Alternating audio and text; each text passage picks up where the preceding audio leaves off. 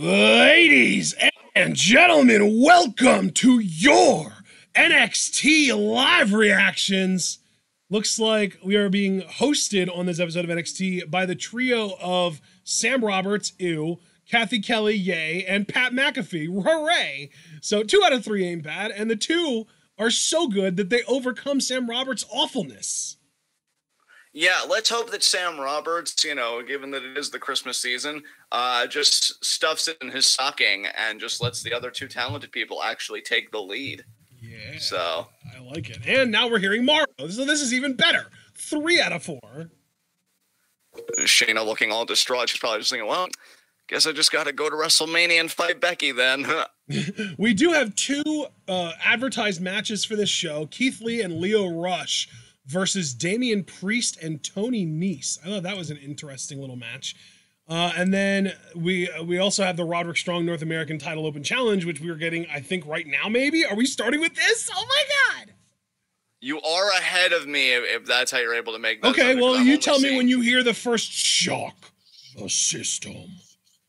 All right, I'm going to turn my volume up just a tad so I can hear that. Ew, Sam Roberts' face. I fucking love Undisputed Era's theme song, too. Like, I love everything about them, but the theme song really pushes it over the edge. It's so good. Oh, my God, yeah. All right. Oh, Javaris is here. He hopes it's Swerve versus Roddy. I actually heard that Swerve was in a match tonight, but obviously it would be against someone else other than Roddy. Oh, Jack Gallagher. That's what I saw. Swerve versus Jack Gallagher, I think, is happening tonight, actually. Oh, now we're at Full Sail University here. Yep. You're going to get to see Roderick Strong cut a little promo.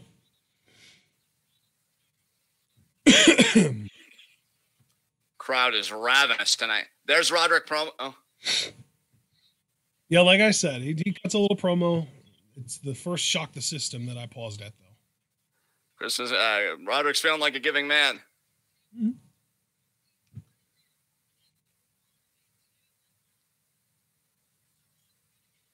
I mean, Javaris agreed that it's unfortunate that he's not going to be challenging for a title, but at least we're going to get Swerve tonight. There's the shock the system. Thank you. Bam, bam, bam. Yes, Roderick, you fucking workhorse. He really is. Dude, honestly, low-key, one of the craziest, I don't know if I want to call it an upset, but surprise victories of the year was him beating AJ Nakamura. That was crazy. Dude, yes. And you know what? I know we give Roderick a lot of shit for his mic skills and stuff, and deservedly so. He's not exactly a strong promo, but we always got to give him credit for his in-ring, because the dude's a beast. He's really good at pretending to have charisma. Yeah. He's got a really good fake charm about him. The funny thing is, he's still not a good promo as a babyface, but at least in NXT, when they did that little experiment with him, he seemed to have a certain sincerity as a babyface. I'm like, you know what, Roderick? You're just out there, you're doing you, supporting your family. I could respect that. Hell, I mean, I can't even be much of a scumbag today. The holiday season, it's pervaded through me. We missed the boom. He did the boom. Oh, I thought that was only Adam's thing. Well, Adam does the thumb point. Roderick does the arm spread. That's Roderick's North American title. Who will step up and challenge? Who knows? Will it be... We know it's not going to be Swerve, according to Javaris. Will it be Cameron Grimes? Oh. Who is this? Who is who? Oh! There you Austin go. Theory, huh? Yep. Okay. I know we like to say that MJF is the fastest rising young star in wrestling history, but this dude is the only guy that I think could give him a run for his money in that category. I have heard much about this young man. All of it good. And I think I've only seen one promo of his. Oh, it's interesting, though. Now that I think about it, I didn't even realize this when I saw that this match was happening. Theory's going to be the babyface in this. What the hell? That's weird. The idea that they're giving Austin Theory an opportunity like this in his debut. Think of Austin Theory right now as like NXT 2002 John Cena. Holy shit. Like, you know how Cena debuted against Kurt Angle, took him to the limit, and then got like a nod of approval from the Undertaker afterwards? That's how I expect Austin Theory's debut to go here.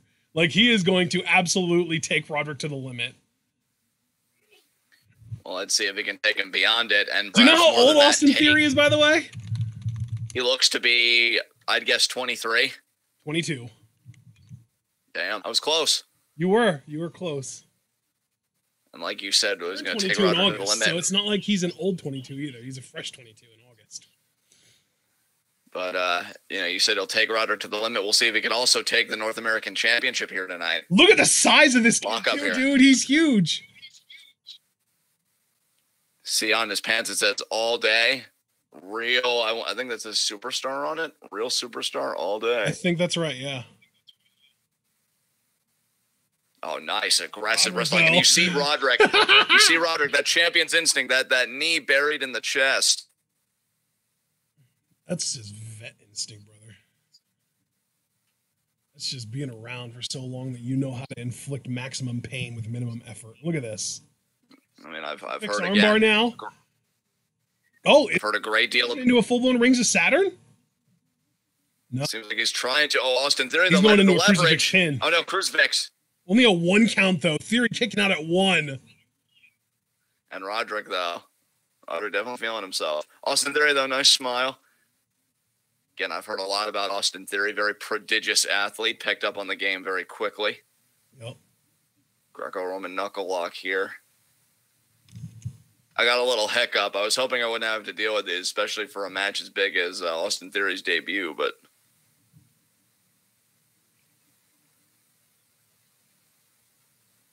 Hoping to get back on the grid soon. I haven't seen any movement. Theory is actually going on 4 years of experience as a wrestler. He's been wrestling since May of 16. Oh, wow. We have dueling champions. Strong Austin Theory. Oh! Ho, ho, ho! Okay, I think my thing just completely shut down, so I'm going to close the tab, I guess, and just open a new one. That's really weird. Yeah, that is weird. I haven't had that happen in a shooting while. the leg. Oh, my God, Roderick, a wrestling machine. Yeah, I was going to say, Roderick's out here putting on a fucking clinic. Jesus Christ. Oh, now you see swatting the head there, controlling the arm. Yeah, like paintbrush in the back of the head. Okay, good. I guess where I resume, maybe I'm not that far behind you. Wrist lock there. Yep. I think we're actually nice roll up somehow. You're a little tiny bit ahead of me, but I can catch up to you. No problem. Oh, Roderick there. Nice snap there by Austin. Yeah, that was like a little mini arm drag. Look how arrogant this dude is. Oh my God. How are we supposed to cheer for him? Oh, what a forearm though by Roderick. Roderick now turning up the heat. He felt disrespected. Wouldn't you? I mean, absolutely. If you're the North American champion and you're running with the best faction in NXT, if not all the WWE, yeah, I'd feel a bit disrespected. Oh, Mark is here. He made a live reaction. Hooray. Great to see you, Mark. Austin Theory up and over. Rolls back. What a drop kick. Whoa, there's the drop kick. Yes. Austin now into the cover. A little bit of hesitation there. I would have gone for it a bit quicker. I don't think it would have made a difference regardless, but, you never know until you try. Here you get to see the drop kick again, right to the fucking chin. Oh, my God. That was right on the button there. It was. That precision. Jesus. And a hard Irish whip sends Roddy into the turnbuckles. Oh, and you see Roderick's back. I mean, thank God Adam Cole carries the Undisputed Era, because if Roderick was, we'd be in deep trouble. Yeah. Forearm there by Theory. Oh, knee to the gut by Strong, though. Forearm by Strong. Kick to the gut by Theory. Punch from Theory. Oh, Roderick caught him in a side headlock. Sent him into the corner, up and over. Strong off the ropes. Jumps over. Clings to the ropes. He's baiting him in. Austin Theory, though, I don't think he's going to take the bait. That's Theory, leg whip. Oh, Jesus, moonsault. There it is. One count. Wow, Roderick kicking out at 1 now, too. Oh, my God. How surprising is it, though? Roderick tried baiting Theory, and Theory, the younger competitor, not allowing it to happen, showing some ring savvy. And then it was Roderick that took the bait. Yep. That's interesting. You don't normally expect a guy of Roderick's ring savvy to make that mistake. What a backbreaker there. Dude, I feel like Austin Theory is like NXT Sonata with how much of a fucking crazy good prospect he is. Except he's a lot younger than Sonata even. Yeah. I think Sonata's 30. This dude's almost a decade younger than Sonata. What the hell? Christ. You want to talk I'm telling you, man, Jesus Christ. I mean, dude, there's so much wrestling talent in this day and age. It's unbelievable. Well, that's the thing. We know of a lot of really amazing, talented young 20s to teenage girls in wrestling because of Stardom and how young they start there. But in general, the men that we know of, there are so many fewer under 25 elite talent men than there are women, I feel like, that we know about. Obviously, I'm sure they're out there. It's just that we don't know. Oh, my God! Dude, yeah, I had a big hiccup. He just did an Olympic slam to Theory into the ring post. Okay, I just saw that while I was about to see it, and then I had a hiccup right when his back was about to be and there's a replay. Oh, my God. Wes is here. Merry Christmas, Wes. Merry Christmas, Wes. Great to see you, man. Merry Christmas, everyone, as a matter of fact. I'm glad he brought that up, because now we get to say it to everyone. Merry Christmas, everyone. Mark, Javar, everyone that celebrates, of course. I think it's the... Yeah, I was going to say, and happy holiday more generally to whatever holiday you exactly. celebrate. I was just going to say, I think it's the third day of Hanukkah, too, so if you're Jewish, if you celebrate Hanukkah, happy third day of Hanukkah to you.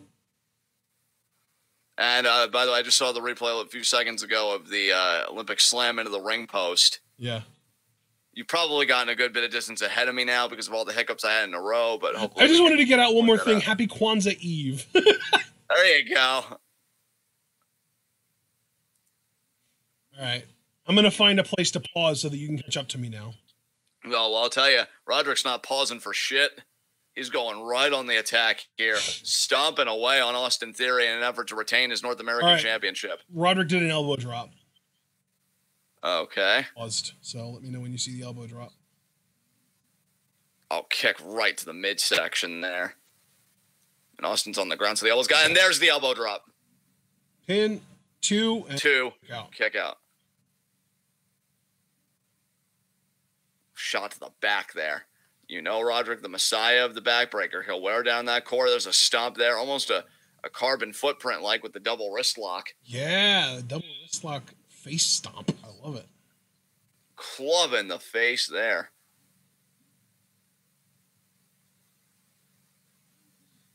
Seasons, is that what they're chanting in the crowd right now? Possibly. Forearm there from Theory. Forearm. Come on, Austin. Pull something out of your bag of tricks. Off the ropes. Whoa! Oh, what a drop kick. You too. My Lord. Oh, my God. Roderick really was like the worst possible first opponent for Theory, because if there's anyone that can just do everything Theory does and arguably better, it's fucking Strong. Yeah. Austin Theory is just like, I can do all this stuff. And Roddy's just like, I might be older than you, kid, but I've been there before. I can do everything you can do better. It's kind of like when Gohan goes Super Saiyan 2 and then Cell powers up as well. And then Cell's just like, are you impressed by what you see? And Gohan just looks at him dead face and he's like, is that all you've got? And that's pretty much Roderick. Like, he watches Austin Theory's matches. Oh my God, look at this. What do you even call this? What is this? I know it's a chin lock, but what do you call the contraption that he used to set it up? It's almost like a surfboard chin lock of sorts. I don't know. But he's got his arms trapped inside his knees. Yeah, yeah, that's definitely unique. Oh, Austin got one free. He got one free, got the other free. He's going to break the chin lock. Oh, the power of Austin Theory. That might be the most distinct advantage in this match that Theory has is power, but let's not forget Freaky Roderick's strength. He can, he's got those bursts of power himself. Oh, and you saw him using, like, fish hooking the mouth. Yeah. Oh, my God.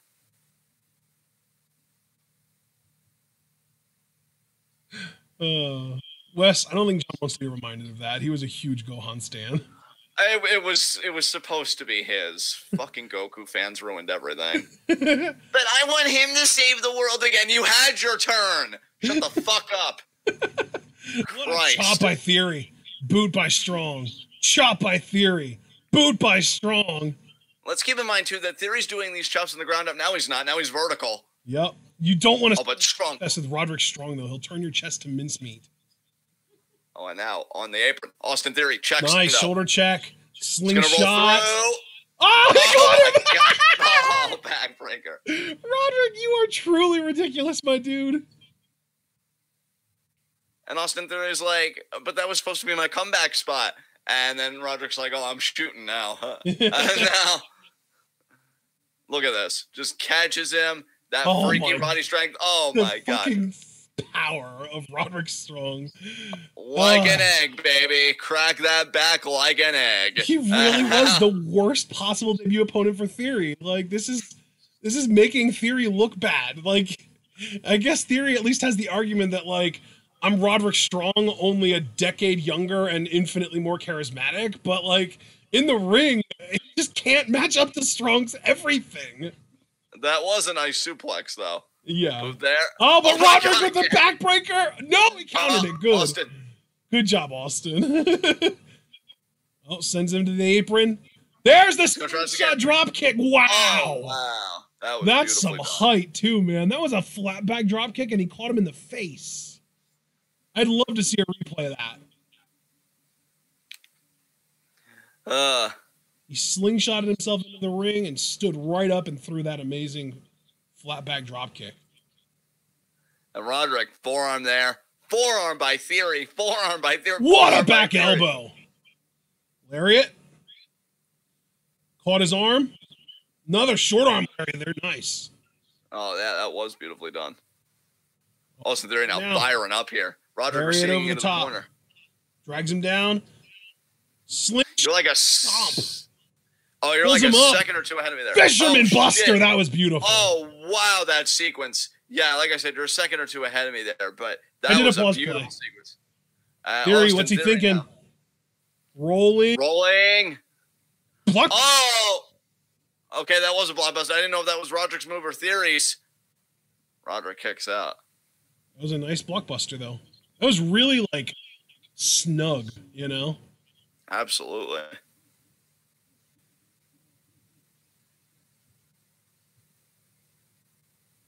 And, no. No, thing is stronghold. No, Theory kicked. Oh, wow. Oh, Theory. Oh. Up. Buckle bomb. Buckle bomb. Tucked him again. Oh, he's thinking about a cross-legged. Over the knee brain buster. That was like a Aoi Shoto by Kenny Omega. Oh, that was close, but no.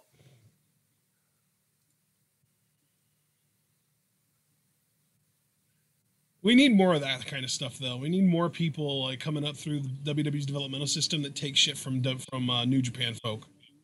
Yeah. Especially, like, that's less of an example of what I'm really talking about, but especially guys that we know aren't coming to WWE. Like, the fact that nobody in WWE does, like, Darkness Falls is kind of silly to me. Oh, Argentine. Oh, that was going to be like an Argentine backbreaker type maneuver. Roger drives Austin Theory midsection into the... That'll drive all the air out of your lungs. Oh, and there's the high knee. He likes to do the superplex after this. Yes, he does. And that looks like he's what he's going for. And now... The rope. We have someone bleeding? The ref has a glove on. Oh, my God. Super. That's high up. Oh, my God. And he maintains it. Oh. Rolling through. Oh, Fury. Austin. Argentine backbreaker.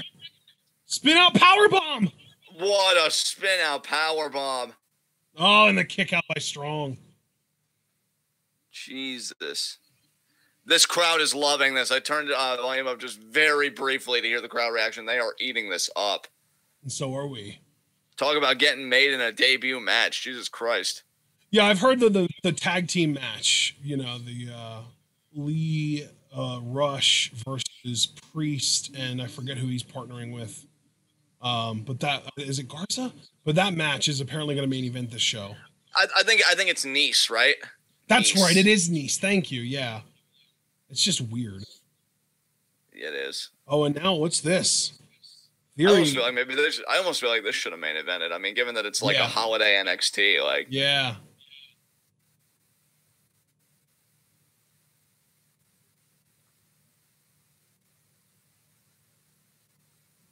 And what the hell is Theory doing?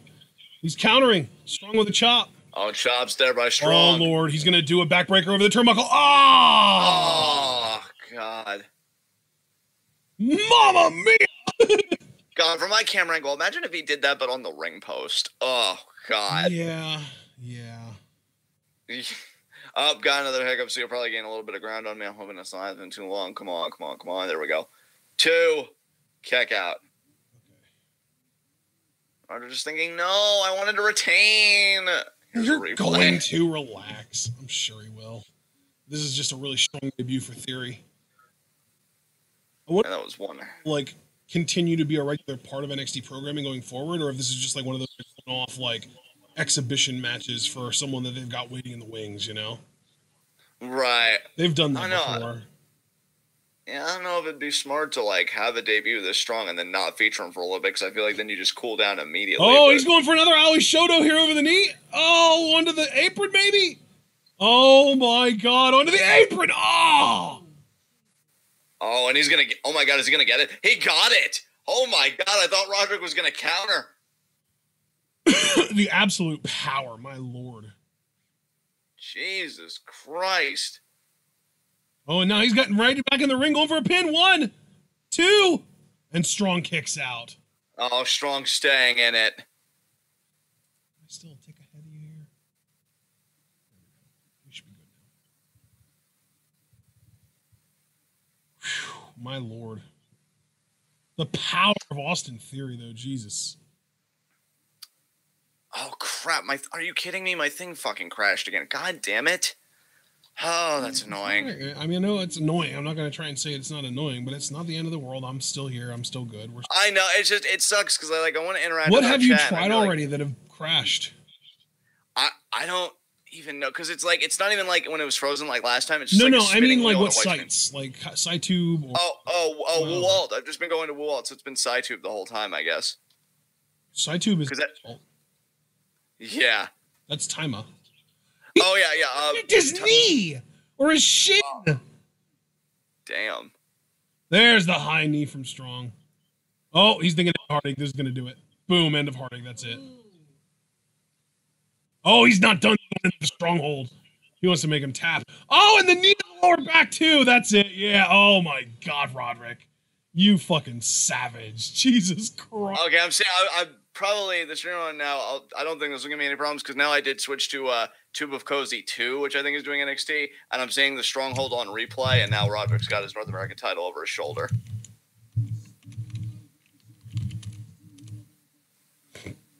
And now we're back with Kathy Kelly, fucking Sam Roberts. Oh, okay. Well, you ended up ahead of me, so I'm going to catch up to you. But yeah, I was going to comment. I was going to comment that I was very happy to see that Wes's favorite Japanese wrestler, I guess he's gotten into Stardom because he really likes Julia. That's really cool, Wes. I think that's just left over from our last show, because he said that he really liked Julia because she's half Italian. Ah, nice. Okay, now I'm seeing Sam, Kathy, and Pat.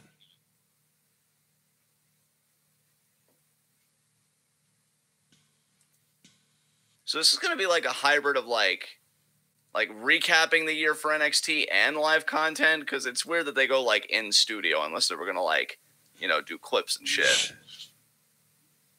I love Pat McAfee. He's hilarious. Yeah, he's pretty great.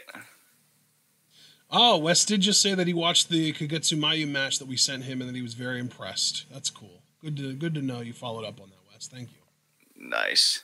Yeah, we actually, it's kind of unfortunate timing, because we actually just found out literally this morning the announcement was made that Kagetsu's planning on retiring in like 2 months. So yeah, that's still devastating. Although it's funny because I saw you tweet about Kagetsu's retirement, Javaris, if you're still with us. And I noticed that Stardom deleted the initial tweet that you were quote tweeting. So I don't know what that means, if anything. Yeah, that's weird, because she put up like a blog post about it and everything. So it's not like they're going to be able to just like, you know, brush it under the rug or anything. You know, since they're just like doing this and it's not a matchup, I guess we could talk a bit about this. I guess Kagetsu, given her age and the culture, was probably always going to retire regardless. But I wonder if the Bushiroad acquisition really did rub some people the wrong way. Because it's weird that she said in her blog post, that she and Hazuki retiring around the same time has nothing to do with each other, and Kagetsu actually decided to retire before Hazuki did. And that apparently Kagetsu was thinking about retiring in 2017, but Io convinced her to stick around. So apparently this has been something that she's been kind of mulling over for a while now, and she felt like the transition to Bushiroad would be a good opportunity for her to get out because she feels like the company's in good hands with Mayu at the helm. That's a lot of trust. That's Yeah. a lot of and definitely earned. And you know what I'll say too, as Swerve's coming out, if anybody's earned their retirement, I mean, because I've heard Kagetsu, hasn't she been with Stardom for like a long time? I feel like. No, I think she's only been there for like 3 years now or so, maybe. Oh wow. Yeah, she's been wrestling for 11, but she's only been with Stardom for around 3. Oh, that's crazy. Because I used to feel like even before I even knew like what Stardom was, like before I had a firm grasp of it, I would hear of Kagetsu. So I feel like she was one of those types that really built her name up, you know. But good for her. You know, it really sucks. Like, well, you probably discovered Kagetsu through Chris Wolf, if I had to guess. Yeah, probably. Because Chris Wolf was like someone that you knew about long before you even knew about Stardom. Or that she was even in Stardom, or that all those promos were from Stardom, or anything like that. And that was when Chris Wolf was in Oedo Tai with Kagetsu. Right. So here we go. Isaiah Swerve Scott versus Jack Gallagher, and I think that they said that this is in, what was it? Is it Bailey's hometown? I forget what the name. San Jose. That's what it is. San Jose. Ah. I believe that's what they said that this was, or where they said that this was, I should say. Very interesting. Yeah, Gallagher. Come on, Swerve.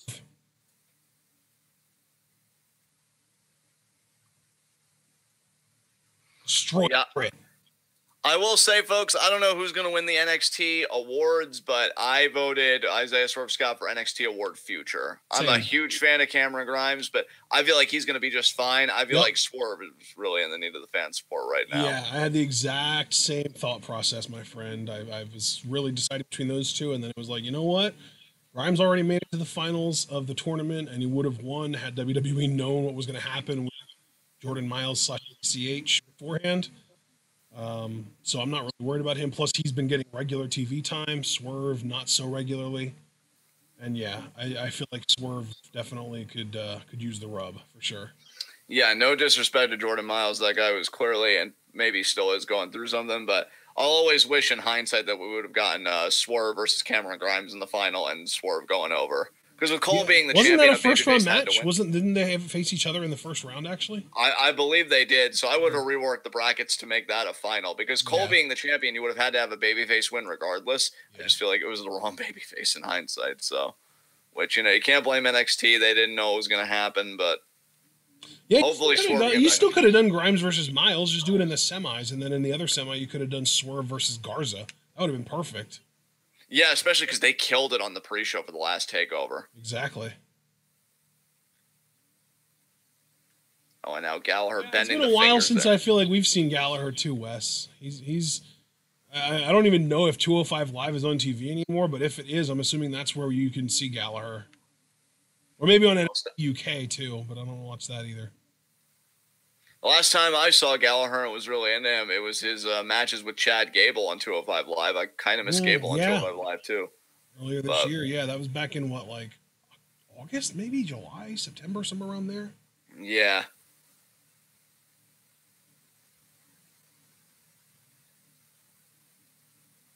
Gallagher, you see the forearm, on the side of the face. Had some kind of program with Kendrick. Yeah.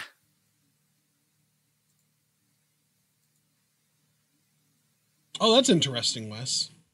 You said it is, meaning 205 Live is still on the air, but he's no longer required to cover it. What the hell was that?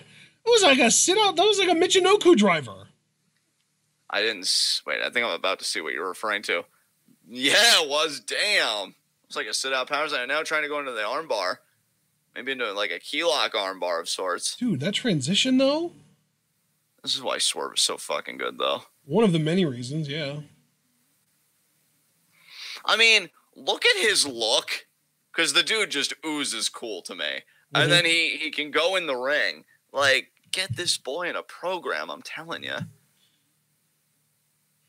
Honestly, I never really liked when they did this in the past at the Dusty Classic, but if you want to put him with a competent partner and take him to the Dusty Classic finals just to get him some shine, I wouldn't fucking care. Just get him I a was partner gonna say, low key, like knowing that Rush Garza isn't going to be featured in the main event tonight, because like if it would have been Garza teaming up with Priest, I would have totally gotten it.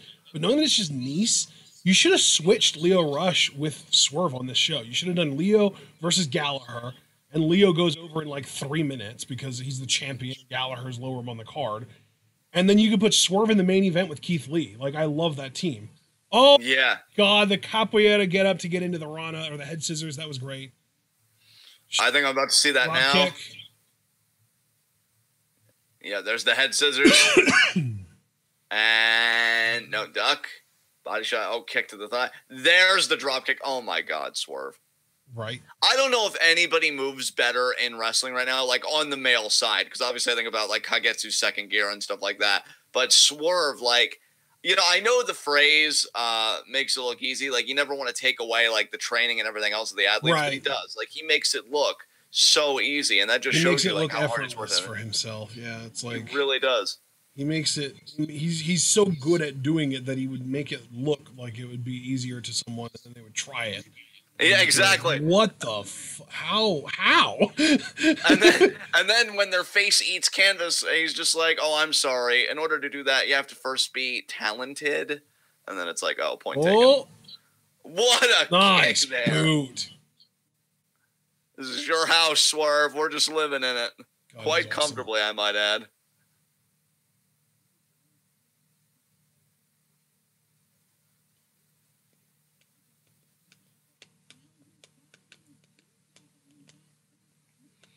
And now Swerve going to go for the cover here. I don't see him moving to Raw or SmackDown in 2020. Like, I definitely see him having a full calendar year on NXT. So I'd love to see him in War Games 2020. That's like a personal goal I have for him. I think he could steal the show in that fucking cage. That's why I really wanted him to be on Ciampa's team. Yeah. Kevin but I understand why was they went cool, with Kevin. But, you know.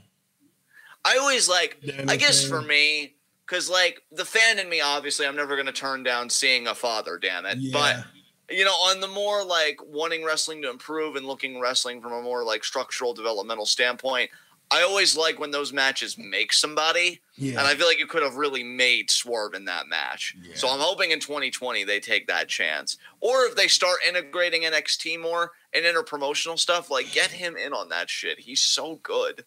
Oh. And Hammerlock there, right into the middle turnbuckle. Rough.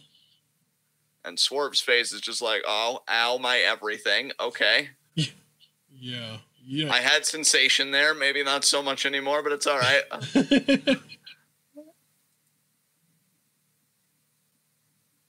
Same, Mark. I would love to see Swerve with that North American Championship.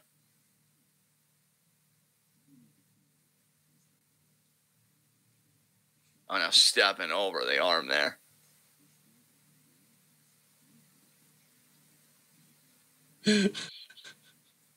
Oh my God, this ad. They're just like, then put a bear on the label. Ha! Bears are funny. Bears are cute. Especially the little cubs. Yeah. Oh,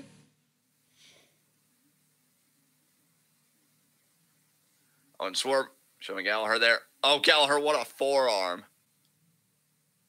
Chop there.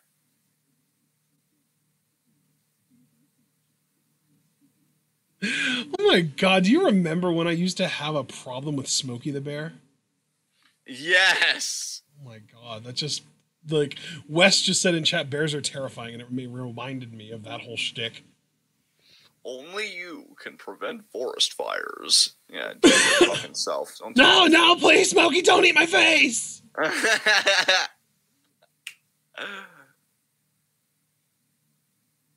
Anyone who's afraid of spiders but not afraid of bears is either a liar or a moron. Oh, called out, arachnophobes. Feeling very strongly. Yeah, you're on Arachnophobe's head today. But what if I'm afraid of spiders because of venom and I'm not afraid of bear cubs? I can be afraid of fully grown bears without being afraid of their babies.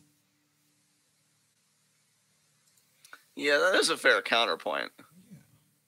Oh, and I just realized in the chat it was Wes that had called out the arachnophobes and not you. I thought that was originally a you thing, but No, that was what I saw. I guess I didn't say that he was the one that said that first. That's funny. Swerve got to the rope. Swerve staying in this thing. Hey, I ate those oats. What are you telling me, computer You eat screen? Quaker oats? Yes. Are they delicious? Not traditionally. They're all right. You can see though that they're putting stuff in their oatmeal. I just eat it plain with like bananas on the side. I don't mix. Oh wow! So you literally just eat oats? Yes. I mean, is that really oatmeal though? Well, yeah. I mean, when you cook it, so you know. I mean, I see. You gotta understand, dude. I've literally never eaten oatmeal in my life, so I don't even know what it looks like, much less what it actually is. Oh, so you were trying it, so you're like, so do I put my hand in the container and then just shove it all in my face, or? No, I'm assuming do you cook it in water or milk? I think you could do either or, but I traditionally do water. Very rarely do I do milk. I did milk once, and it ended up really bad. I'm like, no. So you literally water? just put these oats in water, and then what? You microwave them? I'm assuming. I actually do mine in the rice cooker. Like 20 minutes. Because I used to. I'm assuming they absorb a bunch of the water, and they just get like wet and soggy. No, it actually comes out pretty consistent. If you want like wet inside, like that was more the microwave, which didn't even fully cook the oats. Like I don't even think I was getting the full benefits of them before. But yeah, you know. And then again, I just do bananas on the side. I used to like if I wanted like a sweeter oatmeal, you know, you obviously do like the brown cinnamon and a little bit of maple syrup. But I tend to just take it straight. And shots there by Swerve. Wes said, see, I'm not afraid of anything I can step on. There you go, Wes. That's a good life philosophy. If my shoe can fit under you, then I rule over you, which means no fear required. Oh, and Swerve's starting to feel that intensity. Oh my god. If you fit under my foot, you're also going to be under my thumb. Oh! I guarantee you that was probably some royal decree back in like the 13th century or some shit. Or just, you know, a year or two ago. Yeah.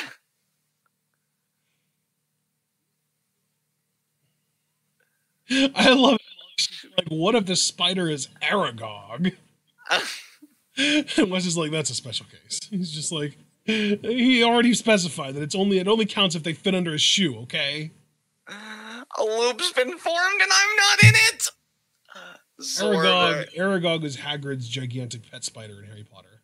Oh, that's right. Yeah, okay.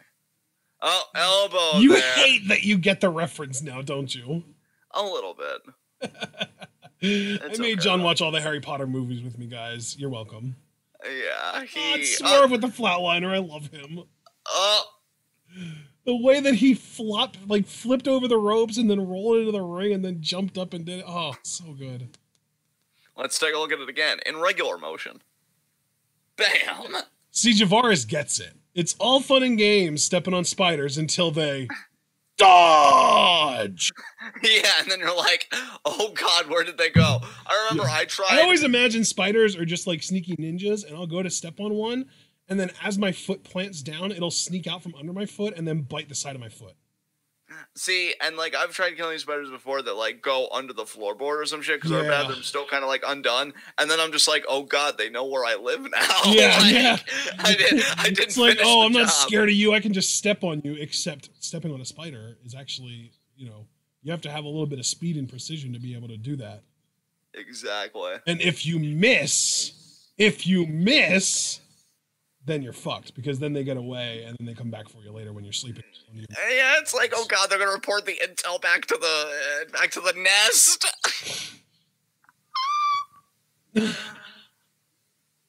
Wes is like, that's what shoes are for. No kidding, that's what shoes are for. But what do you do when you stomp down and then rather than running away, it crawls up your fucking leg? Yeah, Wes. Oh man. To make fun of people that are afraid of spiders, considering the fact that a fear of spiders is meant to be irrational, let us have it. Besides, there are jumping spiders too, which is even scarier.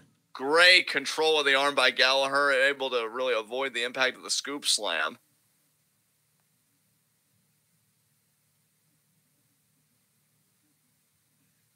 And Swerve now going to flip over here. What was that, sir? I said I want to pet a bear cub now. I know that. Oh. I know, right? That's the exact reaction I would have. Javaris gets it. Yes. Dude, I tried tossing a shoe at them and it jumped down and disappeared. Safe to say the room belongs to the spider now. That's just the way it's got to be, Javaris, you know? Oh, man. God, see, that's why I hate when people try. I find it really interesting, though, that Swerve is going for a more, like, almost a heelish approach to this match. Like, he's picking on the limbs, he's going more submission-based, stuff like that. Oh, but there's the confidence pose, and there's the kick. That's it. It's over. Maybe not, though, because didn't Garza kick out of this kick? Oh, well, there we go. It is over. Fuck. I love that you're like, well, that's it. And I'm like, no, maybe there's a kick. Oh. So they were really just building Garza up to be the next Cruiserweight champion. Okay. Mark, have you seen It Chapter 2? Because I think you have a fear in common with one of those guys. Because he said he's not scared of spiders, but he is scared of heights and eyeballs that aren't in their socket.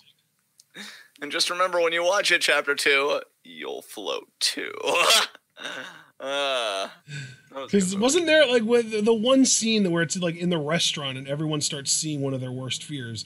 One of them is, like, sentient eyeballs that start crawling around the place. Yeah. Oh, God, Mark hasn't seen it. Well, I'll tell you what, guys.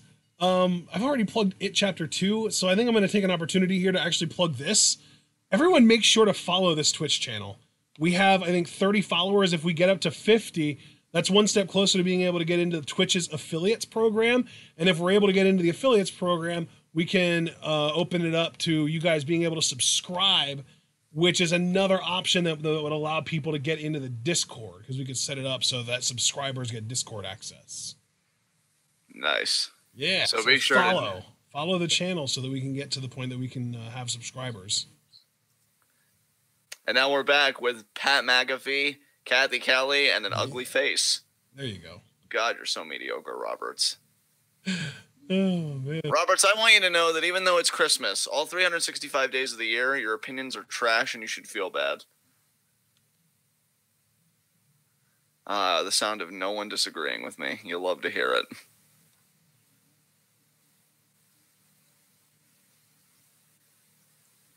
That's terrifying, Mark. I'm so sorry that you had that experience. Jesus. Oh, wow. Jesus Christ, Mark. So when are you going to make a film adaptation of your childhood fear there? Yeah. That's some nightmare fuel right there. You can literally just call the movie Stalk, like Stalk, because there are eye stalks, and they drag you towards them, so it's like they're making you stalk them. Yeah. Oh, listen to well, look at Ashton trying to get a cut of that box office. Yeah. Cut me like, I don't know, 3% of the profits. Yeah, there you go. I mean, hell, if Disney's looking to start a horror division, given that they had 80% of box office revenue this year. Yeah. Jesus Christ. Conchi versus Candice LeRae up next. Oh, well, that's underwhelming. Hope you just win, Candice, very decisively. Wouldn't that be nice if Nara wasn't booked as credible like she shouldn't be? Yeah. Oh, NXT Year-End Awards. Is this next week? Mamma Mia! So it's looking like this. That's NXT. Next. Okay, so we're not going to be reacting to NXT next week. Next Wednesday is going to be a free day for us, pretty much. All right. Unless, actually, John, do you want to use next Wednesday as an opportunity to do our 5v5s? Next Wednesday is when? The first. Yeah, that's perfect. Yeah. We could do that, and you know, we would probably want to start at like maybe 6, if that would be okay with you for your family day. Oh yeah, that's right. Yeah, that should be fine. That 6, should be fine. Yeah. I figured 6 wouldn't be too much of a problem. You're usually done by then anyway, right? Usually. Yeah. We've been going like a bit later. We'll tweak the schedule then. Next Wednesday at 6, we'll be doing our 5 Fave 5s. Because John has something on next Thursday that he might not be able to be home in time for when we were planning on doing 5 Fave 5. So next Wednesday makes it perfect. Yeah, I definitely love that idea. Javaris is freaking out right now. He said, guys, the spider's in my room. It's just staring at me menacingly. Help! Yeah, Javaris, get yourself a shoe. I mean, Javaris, at the risk of being an asshole about this, I mean, you've been flaunting your net worth a lot. You probably had this coming. I mean, speaking of net worth, why don't you just pay someone else to handle it for you? Jesus. Yeah, really, Javaris. What about that ostentatious wealth? Pay somebody off to solve your problems. Whatever else does. Wes with an old-timey suggestion. Get a rolled-up magazine. You'll be fine. Yeah. Don't you get the paper? More things I can be at, hooray. It's a mathematical miracle. Oh, my God. What? Yes. Weeing. I sniped you out of the fucking air.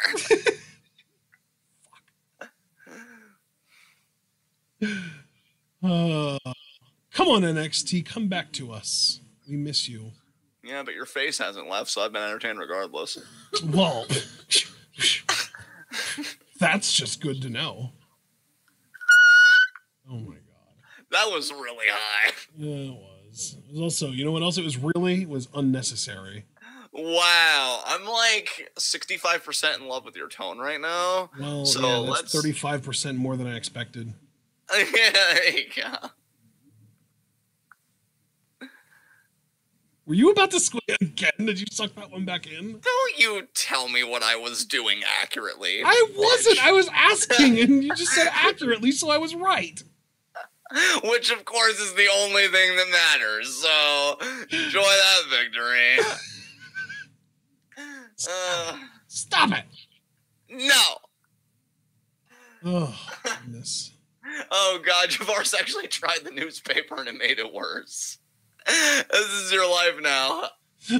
I thought he was gonna do like one of those things where you hit the spider, but then you lift the newspaper and you see that it wasn't one spider. It was a collection of a bunch of spiders, and they spread. Yo, the scariest interaction I had with a spider, I was working out, which, like, Ashton knows, like, a lot of my working out is just me going back and forth wall to wall in my bedroom, and maybe occasionally, banging out some push-ups or some squats. I was doing the lapping portion, and a spider thread comes down in the middle of my room. I almost ran face first into a spider, and it was insane. I'm like, where the fuck did you come from? And I was trying at that time. The funny thing is, I was trying at that time to be more mindful of them, because my sister's the type that she'll capture them and she'll let them outside, right? So I'm like, she's got such a pure heart. I should try following her example. Well, the moment you violate my personal space of my personal face, it's over. Okay? Of my personal face? So I iced its ass. Did you clap it? Yeah, clapped it out of existence. No, I'm literally, like, anytime I see a spider dangling from a thread from my ceiling, I'll go up to it and I'll just like... That would be implying that I consent to skin to gross contact. No, I paper toweled the shit out of it. There you go, Yeah, there you go. I always love squishing it until the juice pops out. I'll teach you to have organs. Oh. Now, Candace. God, I don't know why society lets me roam among it, but I ain't complaining. You shouldn't be the one complaining. It should be. Yeah. Oh, and here comes the black... Latina's doing better, baby! Did I get it as annoying as she does? Yeah. Who is she facing when they said that? Was that Vanessa Bourne that said that? It might have been. Still not as good as Vanessa Bourne's Cheer for Me! That's Never. True. That was pretty great.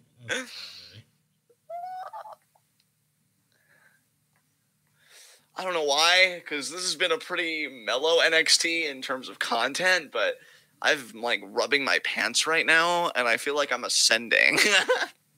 Is it because of Tainara's new gear? No, I think it's just because I'm entertaining myself more than Tainara could ever hope to. So, Tainara, what was that run into the boot? What are you doing, Tainara?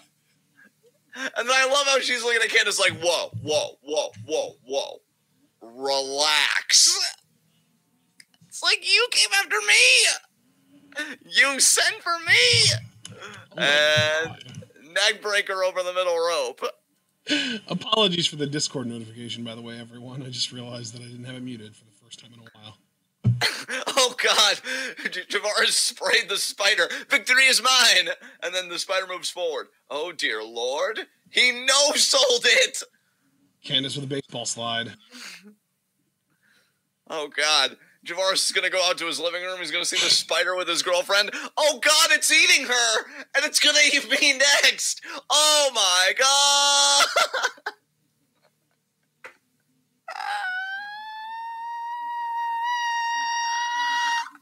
Oh, my God.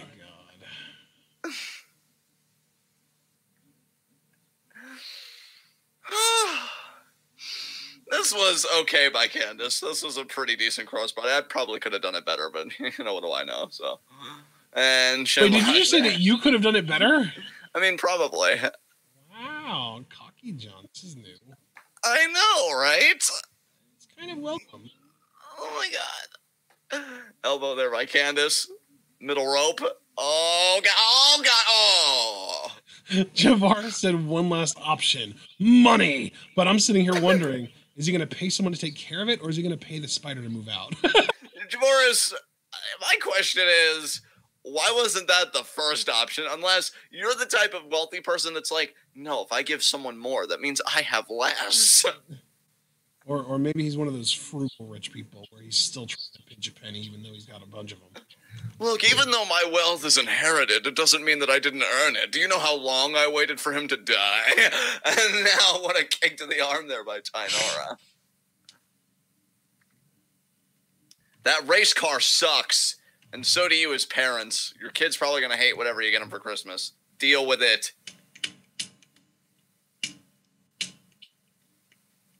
Wow, really? McDonald's? That's what you're doing? Oh, and you're eating McDonald's. You're not even getting it for him? Wow. You know what? That might have been the best parenting decision you've ever made. Fuck our kid. Is it McDonald's? Do they have a Snickerdoodle McFlurry now? I mean, probably. I'm going to Google. These throws here by Tainara, who increasingly becomes more and more unimportant as the match progresses. Pump kick there. Snickerdoodle McFlurry. Yeah, they do. That's what I saw advertised. They have Snickerdoodle McFlurries now. My lord. My mom's just like, I'm in. You've sold me. Javaris, holy hell, it worked. Money really does solve everything. Welcome to the consciousness of a rich person, Javaris. I seem to be aging rapidly. Will 200 million take care of it? And then they just swap blood with a youthful person? Ah, I feel 30 years younger. Literally. Where'd you get that blood, boy? Yeah. Oh my god. God, I can't wait to be harvested for Jeff Bezos. Gavin fucking Belson. Oh, speaking of money, how many of you are looking forward to Space Force? Two. You know it's bad when that isn't even me turning up. That actually exists. It does. It's a real thing. Fucking Trump. Oh my god. Leave it to Donald Trump to create a new region or a new section of the armed forces that sounds like it could be a season of Power Rangers. For so many years, we've been leading space by a little, but with our Space Force, we'll be leading by a lot.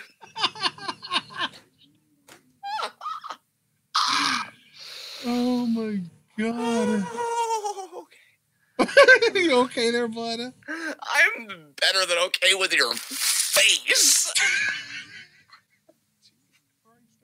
I feel like every recording we do is a multiplayer experience, and I'm going for the high score.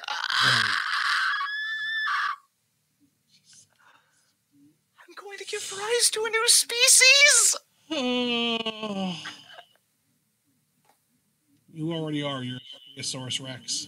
I knew it! I knew it! Homo squeepian. I'll do it again! Oh my god, it works.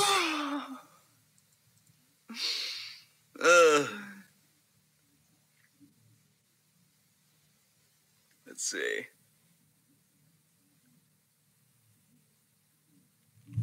Yeah, that's what I've been asking myself for like the last 10 minutes, Javaris. But let's see these other messages here.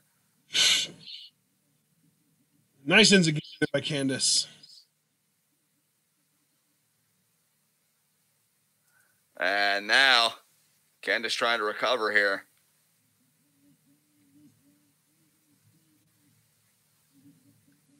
Oh, Tainara, no, crucifix.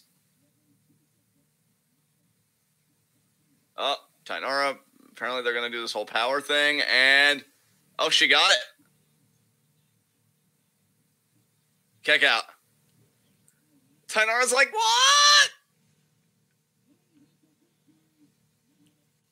K-Pal? And now, oh, another kick out there by... Oh, listen to you. Oh, my God. I know. I'm so multi-talented. K-Tal means how are you, though, by the way? I said K-Pal, though, because I thought that meant what? Because I know K-Tal. No. It's like, if you just want, like, Spanish nani, it's just K. Ah. Yeah, just K. Yeah.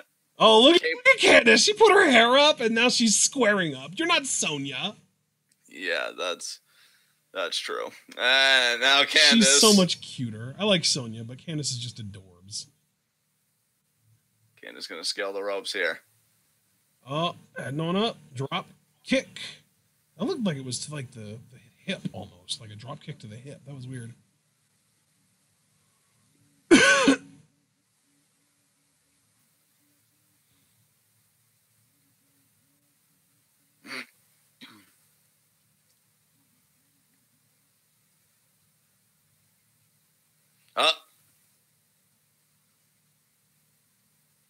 Tainara saying, Oh, and actually dug the Enziguri. Wow. What? She's gonna... Nani? Oh, nope. K? Wonder what is in Portuguese.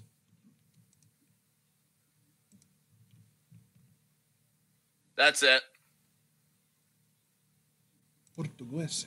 I'm honestly surprised they made Tainara that competitive against Candace, but It's still whatever. what? It's still K. Portuguese for what? It's still K. Okay. So it's consistent for Tainara. She's Brazilian, so she either speaks Spanish or Portuguese, one of the two. And either way, what is K?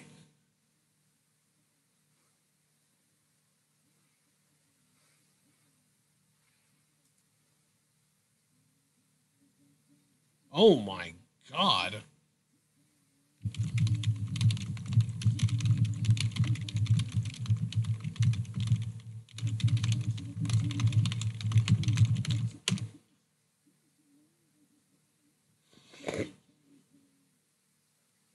Oh my God, Tainara's fucking face. Jesus Christ. I think that's why WWE has kept her around for this long, because of how stupid expressive she is. Like, she's got that bliss, you know.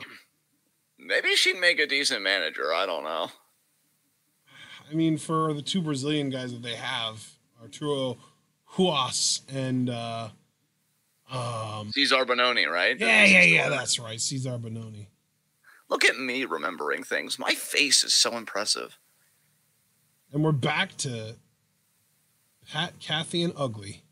Yep. Look at your Uggo opinions, Sam Roberts. Ugh. Although, I'd still put Sam Roberts above Pete Rosenberg. Yes, Rosenberg. without a doubt. Yeah, fuck Rosenberg.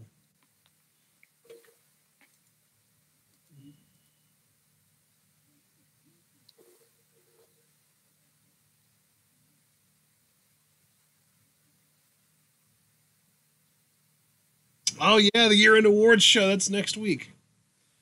Our year-end award show is next week too, on Tuesday now.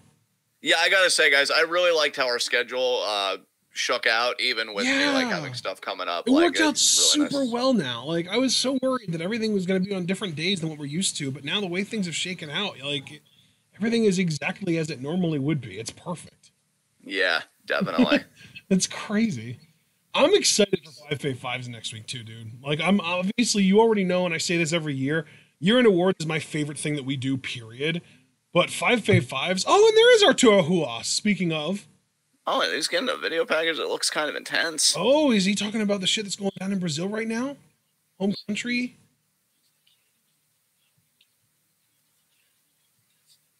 Fury used to feel every day. Oh, you were a kid. How can you remember that? Yeah, that's the... Come on, sub. Catch up. God damn it. Fear, help me understand how to survive. I hope he has a match. I enjoy his work. He's fun. Yeah, Brazil showing up and out. Brazil represent. Well, he's got a lot of black belts, apparently.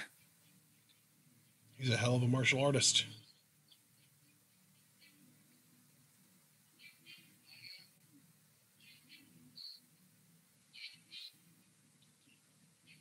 Ooh. Look at him getting a vignette. Good for you, Arturo. Oh, Bronson Reed. Dominic Kovic. Are they teaming up or facing each other? Oh, I think they're facing each other. What? Oh, that should be a Haas fight. Yeah, we're about to see some crazy big boy shit. I'm excited for Arturo that he got a vignette, though. That's really cool. Yeah, that was really neat. Ignore my yawn. I hope they make the most of it. I hope he makes the most of it, because I know a lot of it does come down on him. But, you know, because I do think he has a nice look. He's definitely accredited, like, in ring with his background. I like him in, like, shorter, like, exhibition matches. I feel like he's probably not well-trained or experienced enough to put on, like, 10, 15-minute clinics, like PWG kind of shit. But you give him some, like, 4 to 7 minute exhibition matches where he can get his shit in and do the cool stuff that he can do and maybe sell a little bit. Yeah, I think he can definitely get over. And really, if they want to start, like, yeah, exactly, like putting him over, just have him go quick. I wonder if he'd have a submission finish or like a knockout finish, because that would be interesting.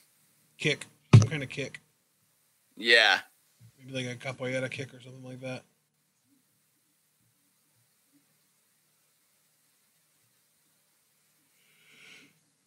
If he was going to do a submission finish, it would have to be something different because everyone's using arm bars these days.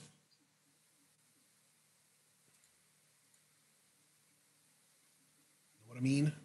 Yeah. Oh, that man just stepped on a Lego. Oh, you poor bastard. Oh, it's advertising Downey. Okay, your suffering doesn't matter so long as the kitchen gets clean. That's nice. Priorities. Those wings look good. You ever feel like you want to just like shove a turkey baster up your nose and suck everything out of there?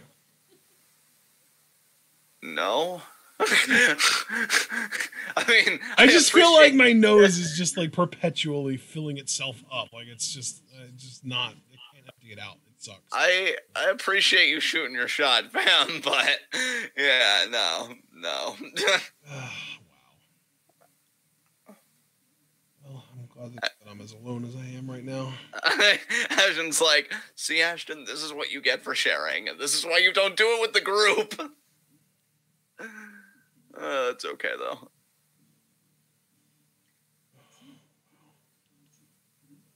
Robert Downey Jr., what the fuck are you doing? Yeah, this is what you do after Iron Man is being fucking Doolittle? What the hell is this? Eddie Murphy did it better. Yeah, you were a legend. Don't kill your own legend, Robert.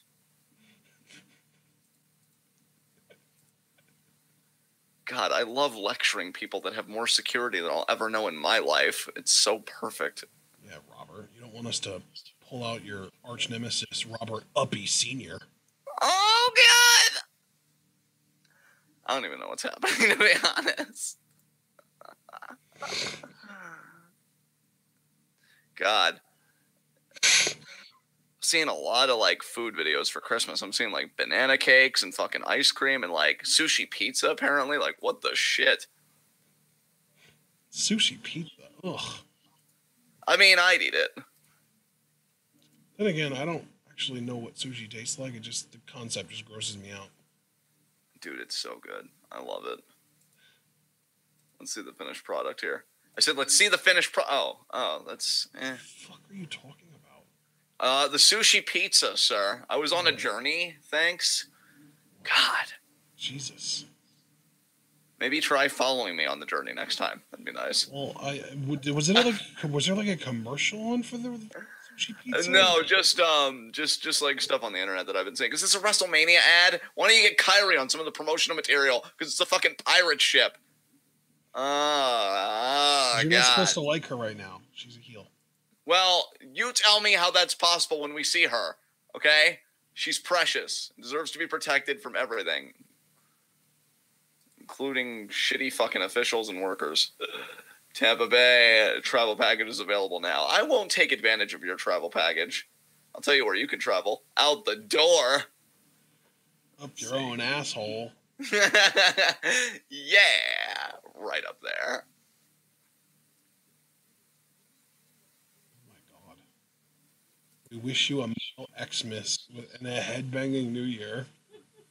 That's such a Triple H plug. Jesus Christ. And Lemmy's even a part of it. Of course it's a Triple H thing.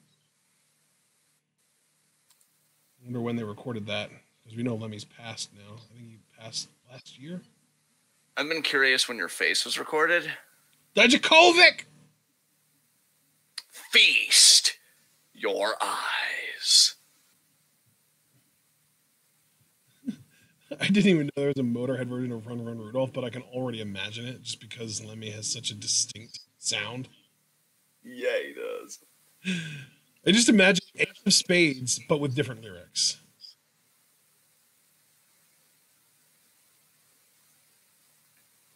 So, Dijakovic, you're probably going to win this match, right? He fucking better. Hello. Whoa, sir. You ain't wrong. Dude, it's against Bronson Reed. Yeah, that name sucks. I don't hate the name. The performer is just the definition of mediocre. Yeah, how do you have the kind of look that he does? And it's just like, I'm just a few notches above Killian Dane, honestly. Is he really, though? Is he really above Dane? I feel like he's on the same level as Dane. Yeah, you're probably right. With a better look. Like, that's the difference, is like, he just looks better than Dane.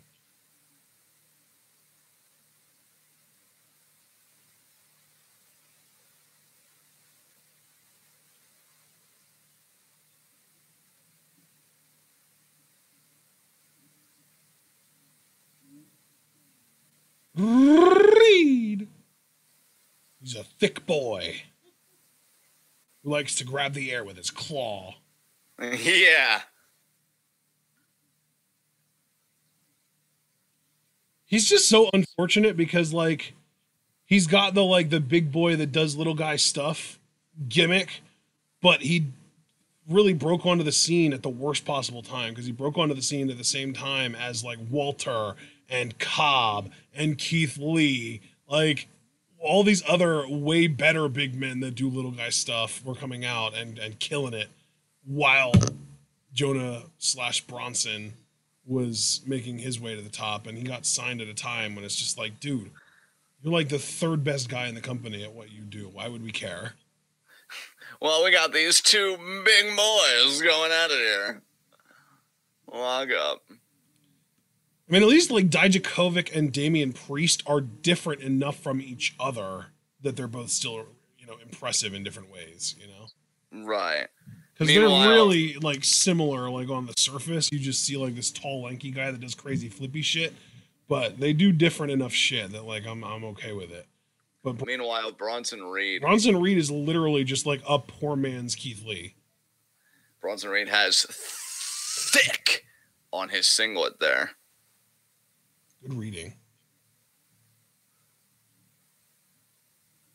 And Reed now going to try and break this. I like how the I in thick is the only letter that's lowercase. Yeah.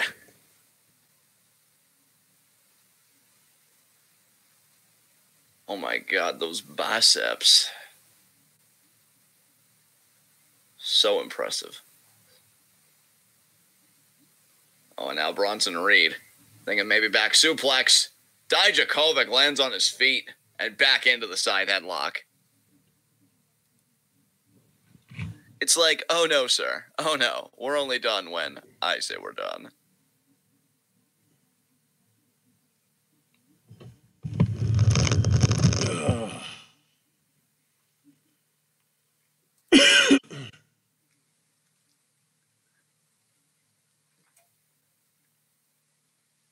Bronson Reed going to try and break out of this again. By the way, I want to thank, NXT for getting unintentionally Ace of Spades stuck in my head. Yeah. I really do have a disease, don't I? Yeah, it's a problem. It is. I know. I don't know. I still love you, though. I'm not going I anywhere. think I was just infected in the womb and haven't been able to recover since. Yeah.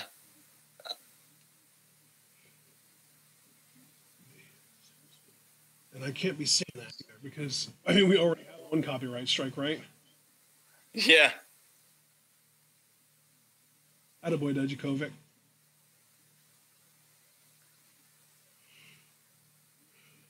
Vertical? No. Bronson is a big boy. He's going to be a lot harder to vertical suplex than that. Duck. On the ropes. Shoulder block.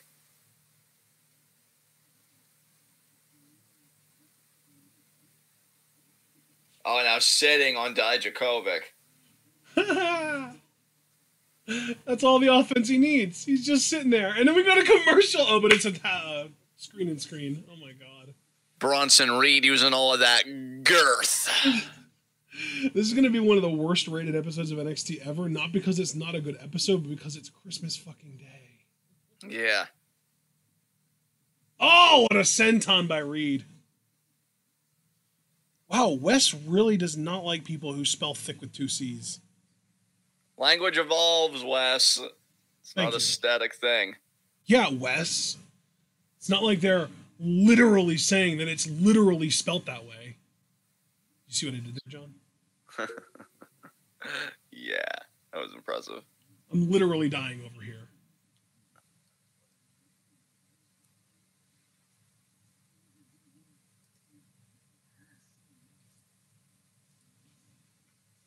And now Bronson Reed. He's got a waist lock going on there. Just a regular ass waist lock. Damn, bro. Can't wait for the main event. I gotta see Keith Lee to wash the Bronson Reed flavor out of my mouth. Keith Lee's like, man, I went from being this close challenging for the NXT Championship to tagging with an Cruiserweight champion. Or no, the ex-champion, actually. Shit. Because Angel Garza's not only got the gold, he's got the girl. Congratulations, Garza, on being engaged to his girlfriend there. Yeah, that was a really cool moment. And the video that they put out was really cool, too. I really enjoyed that. God, he is a man's man, that Angel Garza. Oh, wow. Apparently Lakers Clippers is happening right now, too. With LA teams facing each other. Oh, okay. Campbell's. Oh, no, this is actually. Oh, you're just showing everything you can do with your products. Okay, I thought it was going to be like a soup thing. Well, I've been checkmated. Yeah, it's not that funny. I'm not laughing at the fact that you've been checkmated. I was laughing at your realization at it because you're fucking. Fair enough, I suppose. Especially when you feel bewildered. Oh my God, listen to you right now. I know, I've got the words. Look at this Tide Pods commercial actually showing them being used, not shoved in the mouth. That's amazing. Kick to the gut there by Bronson Reed. Forearm there to the face of Dijakovic. What?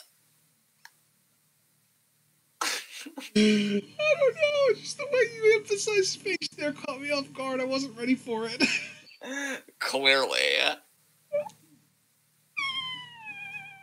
Wow. Don't. No. With the way you were earlier, you haven't earned the right. Wow. Okay. First of all, I was more amused than anything. Second of all, wow. Way to be assertive when you feel challenged. Aren't we all? Yeah, you ain't wrong.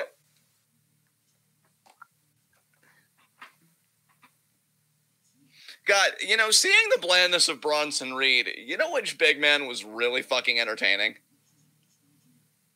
Mil Muertes. Yes, but I was also thinking Mark Henry. Yes. I watched a segment recently where it was like just before Money in the Bank, the year he challenged John Cena for the WWE title, and after he laid out John Cena, he leans over him and he's like, "You hold that for me, because Sunday it's coming with me." And then he gets real close to his face and he's like, "Now you know what it's like to be in the ring with a boss." And he just leaves. He wasn't wrong, was he? No, that man is a fucking gem. Mark Henry forever. I really, honestly, because, you know, I don't know if any of you guys are fans of, like, alternate history channels that kind of look at, like, oh, what would have happened if Mark Henry would have found the Hall of Pain gimmick, like, 10 years earlier than when he found it. He probably would have been the first full, like, African-American WWE champion before Kofi Kingston won it, you know, just this year. Because it was just such an undeniably great fucking heel gimmick. Oh my God. His promos, even the in-ring was entertaining just to see him like impose his will. Like seeing Randy Orton get ragdolled is so satisfying in hindsight. Hell, even the matches with Big Show were good when he was world champion. Like that was just Mark's time. That was the best period of his career. Bronson Reed wishes he was that good. Elbows there by Dijakovic. SmackDown was awesome. Yeah.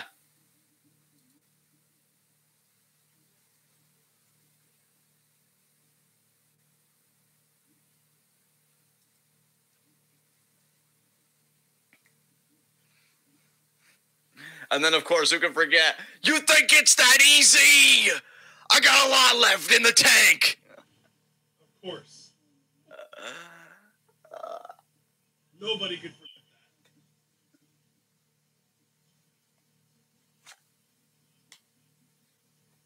that.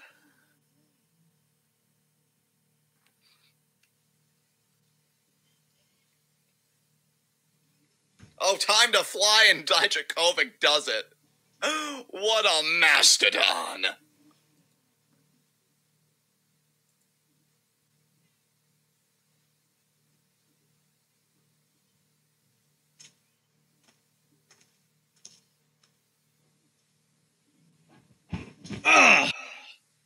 Did I miss anything?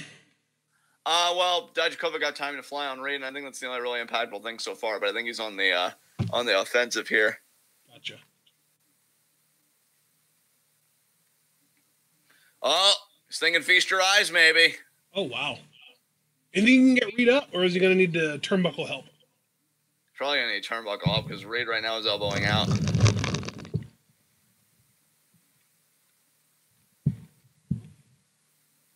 Driving the face into the headbutt. Never mind. I will say though, talking about Mark Henry, I love that he was reaching the point as like a mid-40s, huge, like he checked all these different things that you wouldn't expect like an internet favorite to check. And in that Hall of Pain run, he was reaching that point that you don't see very often with bigger guys like that, where he was so good at being a heel and getting heat that the crowd was starting to turn and cheer for him. Yeah. Moonsault there by Dijakovic, my lord. But again, the kick out from Reed. Like, oh, God. And I was even watching some of the clips in the Big Show feud. I couldn't find the one where he says, and you're the world's largest loser. But I did go back to one of my favorites where he's talking to Teddy Long. Yeah. Now, wait a minute.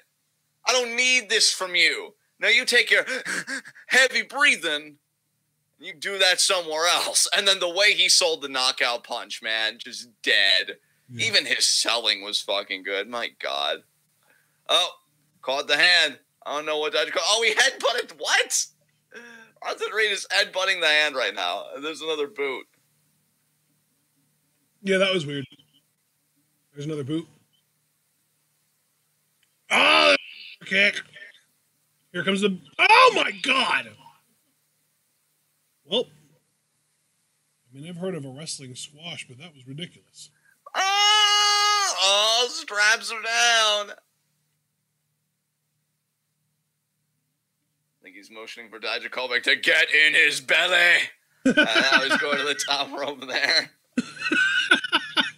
Wasn't expecting that either, were you? No. It's still crazy to me that Mike Myers played that role. Like, he was just everyone. he was fucking Austin Powers. He was Dr. Evil. He was Fat Bastard. I think there was one other role that I'm forgetting that he played. Oh, Goldfinger. He played Goldmember. That's what it was, Goldmember. He played Goldmember, too. He was just fucking everyone. And it could be a big splash here for Bronson Reed. No.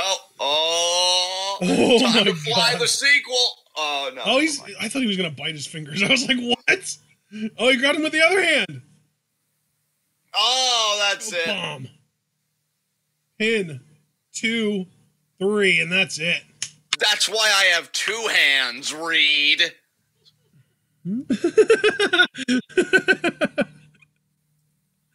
Wes, I am from Holland. Isn't that weird? Have you seen Goldmember, dude? Yes. Oh yes. My God. That was the movie where they did the whole smoking a pancake bit, too. I think that was the one that they did the Fook You, Fook Me one, too. God. Yeah. That was like, Austin Powers movies are underappreciated in this day and age. There's this choke bomb again. Didn't Goldmember come out in like 2005 too? Yeah, it definitely was like later. A little later.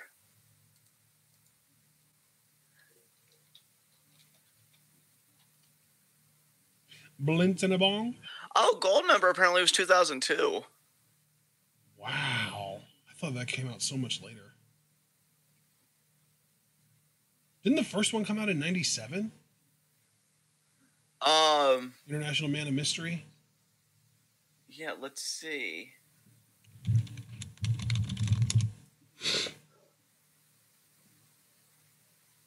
Yeah, it was 97. I thought so. Oh, The Spy Who Shagged Me came out in 99, though. Damn.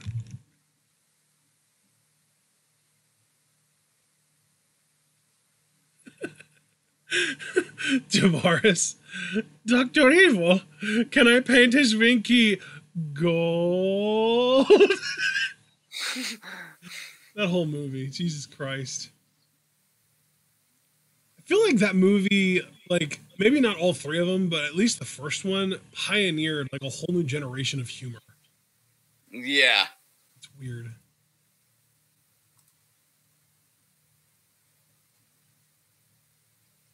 Oh, what the hell? Oh my God, Roberts, why are you still expressing opinions?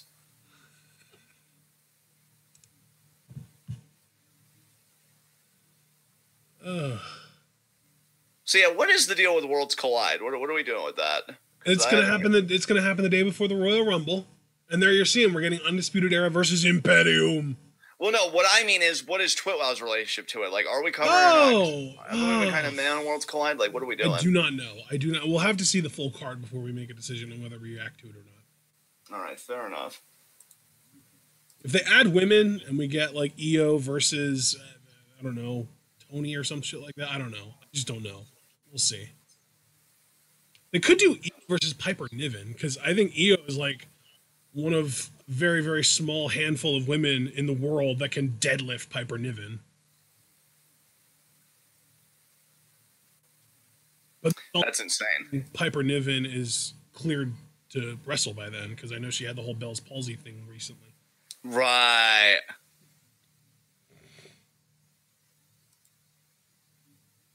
Io has a lot of experience against the NXT UK girls, though, because a lot of those girls were in Stardom for a while.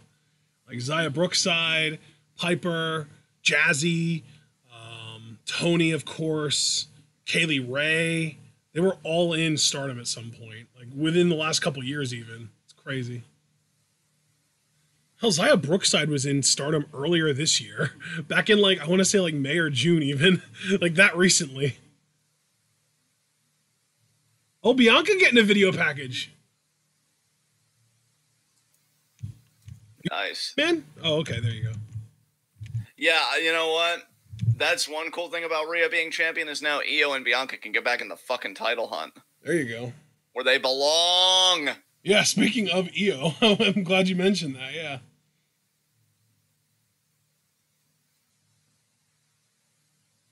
Oh, you know what? Speaking of wrestling, not only have I been watching Mark Henry content, I've been watching some William Regal content because it seems like every year I get in this period when I want to watch William Regal stuff. He was so good. Yeah, I actually just saw the clip of him, like Austin was going after Tajiri and Regal got up in his face and he was just like, listen to me, sunshine. And talking about you can either go against him or you can face me. And then Austin was just like, I don't got no problem with you. I want him. It was so good. Yeah.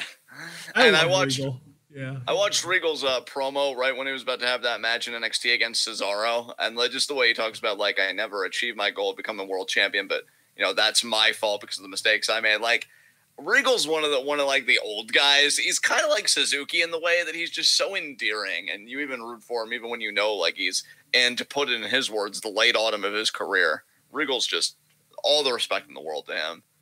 I think he's one of the more understated technical wrestlers of that period because we always focused on the Benoits, the Guerreros, the Angles, but Regal was right up there. Mark, I need to hear Regal say Jumanji like he said Umaga. Yeah. We'll be going one-on-one with Umanga. Jumanji.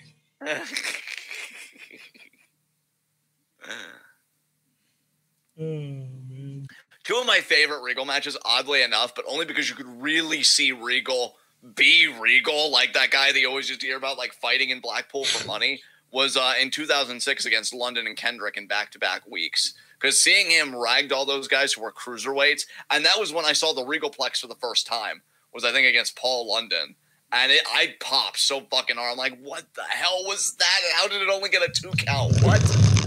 And then even some of his ECW stuff, when he started to like change shape a little bit, get a little bit of a gut there and stuff.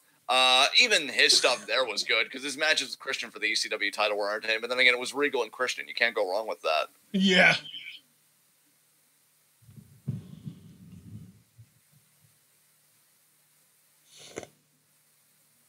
Wes bringing up his matches with Finlay back in the WCW days.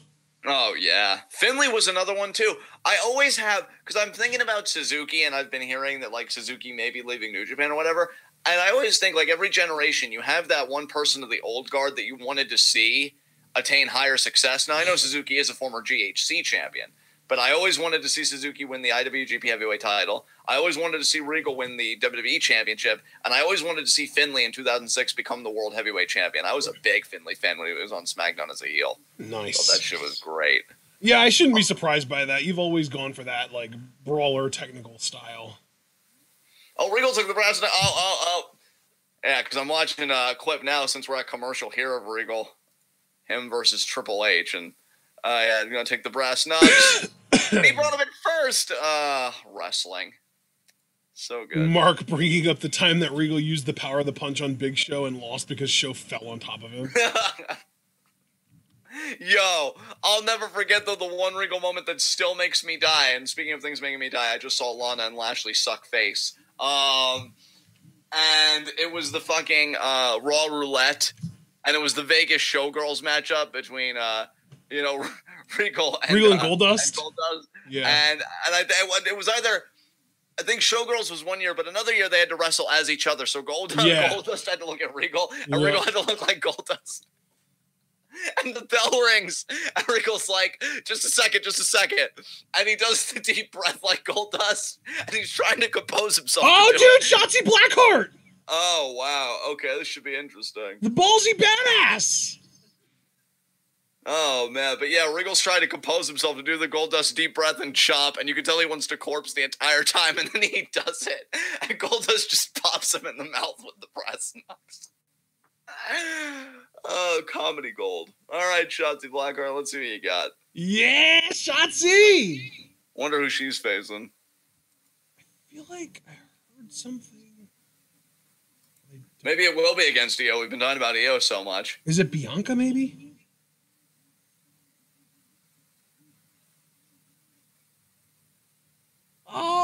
This is her TV debut. This is awesome for her.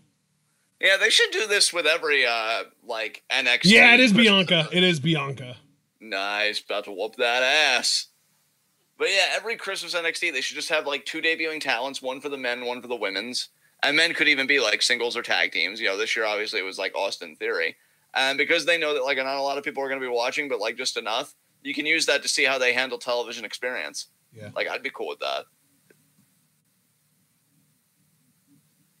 Yeah, Bianca, keep winning so you get to challenge Rhea Ripley for the title. I'd love to see that match.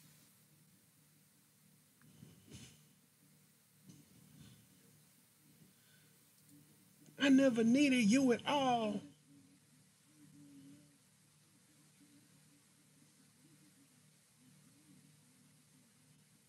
Damn, okay. This is going to be an interesting matchup. 2 very different styles here. I was going to ask what Blackheart's style is. Is she more like... She's like, from what I understand, she's like a brawler fighter type. Lock up there. Oh, look at that, though. Bianca, known for her power, actually gets put in the corner. Blackheart feeling herself there. Offering the hand, Bianca just smacks away. Like, come on, Shotzi. You got to know her a little better than that. I know you haven't been that long in the locker room, but you've been around her long enough. Bianca bubble. Wow. Oh, that whips her around there. Ducks. Spins her around. Little snapmare action. Pulls her in. Oh, shit. Oh, the bridge. Bridging hammerlock, it looks like. That's different. Oh, Bianca, though, rolling through herself. Oh, my God. The intensity of Bianca Belair. Yeah, Bianca's got that athleticism herself, and she's definitely got the power. And, reverse Irish whip there. Blackheart now. Oh, shoulder block by Bianca. Bianca's a fucking tank. Wonder how Bianca would have done in Stardom if she had a little stint there. They probably would have really schooled her and gotten her smartened up. Talk about like the green that she had to like. To this day, I really want Bianca to go to Stardom, even if only for like a 6-month tour, just to really hammer the basics. Because she's really great at a lot of stuff. Oh, she popped her bubble. Oh, crucifix! No, no, into a sunset flip. Pin 2. No. Oh, she was thinking of code breaker, but Bianca caught her. Big. Oh, kick there. Nice Rana there. Rana, what? That was sick. That a girl Shotzi. What's she gonna do here? Cannon! Oh, nice. Cannonball right to the back. Yeah, that was like a Hiromu cannonball too. She went feet up.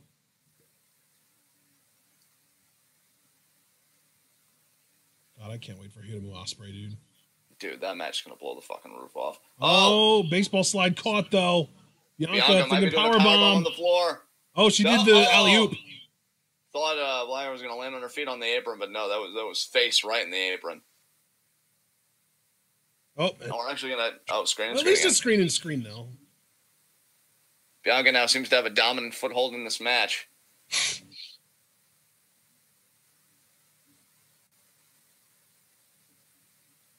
Pin. Yep. 1, 2. Shotzi avoids. Kind of rolled over into it or out of it. Oh, Bianca now. Neck crank. Okay. But yeah, Bianca, like, she's legitimately probably the most physically talented female in the world of wrestling, arguably ever, but at least today. And I just feel like it's such a waste that she was only trained by WWE, because WWE's training is such garbage. Yeah. You can't help when you see somebody that just shows so much promise, like I feel like Bianca does, like how they would have done elsewhere. Yeah. And I feel like, I don't know, because I feel like Bianca's... I don't necessarily know for certain that she would get over in Stardom because of the fact that that audience isn't as, like, ready to accept the type of attitude that Bianca brings. But I really would just want to see her in Stardom for the training, like get her to really understand the fundamentals and like the actual like psychology of professional wrestling so that she actually feels like a wrestler and she doesn't just feel like an athlete. You know what I mean? Right. I feel like if you would have put her, like, if you would have gotten her in Stardom, I feel like she's a perfect fit for Tokyo Cyber Squad because, you know, like, everybody's different, everybody's special. Yes. And, yeah, like, just let her loose. Plus, Tokyo well, Cyber you know what Squad though? I don't even know if that would work. She would almost have to be an Oedo Tai because TCS, she'd be clashing with Hana constantly. Yeah, probably. That's true. Oedo Tai feels more like a sisterhood, and I think she would fit well there. Honestly, even QQ, I feel like she would fit in with.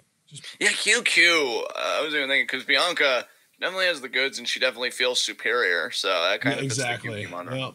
And QQ's all about like you survive on your own merits kind of thing. Going under the ropes. Smart by Shotzi.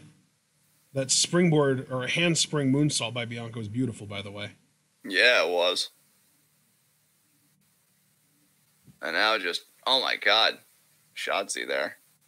Her hair just being grabbed by Bianca. It is really cool that Shotzi's here, though. I really like that we're getting a taste of her. God, Bianca there, the knee. So weird, though, that fucking Deonna and Chelsea debuted on the main roster before they got anything significant in NXT. Yeah. Like, even if it was just, you know, just like a one-time thing, like they needed a couple of girls to do the job and make Becky and Asuka and Charlotte look good.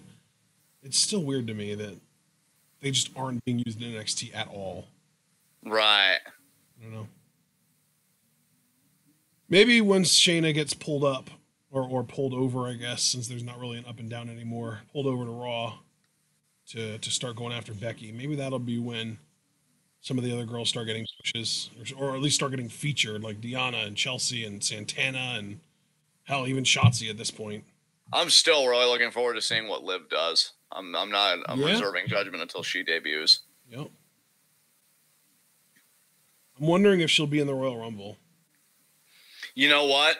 That actually, I'd put money on that at this point. No, I wouldn't. I'm still curious about Jesus, where John Morrison's going to go, and he's probably going to return at the Rumble. Yeah, I'd like to see him return like a week or two before, though, just so that people get acclimated to him. Yeah, I was even going to say, I almost wonder if he would debut on the first SmackDown of the year. Yeah. Oh, boot by Shotzi. Middle rope. Sunset flip, nice. 2. Bianca kicks out. Drop. Nice drop kick. Jesus, Bianca.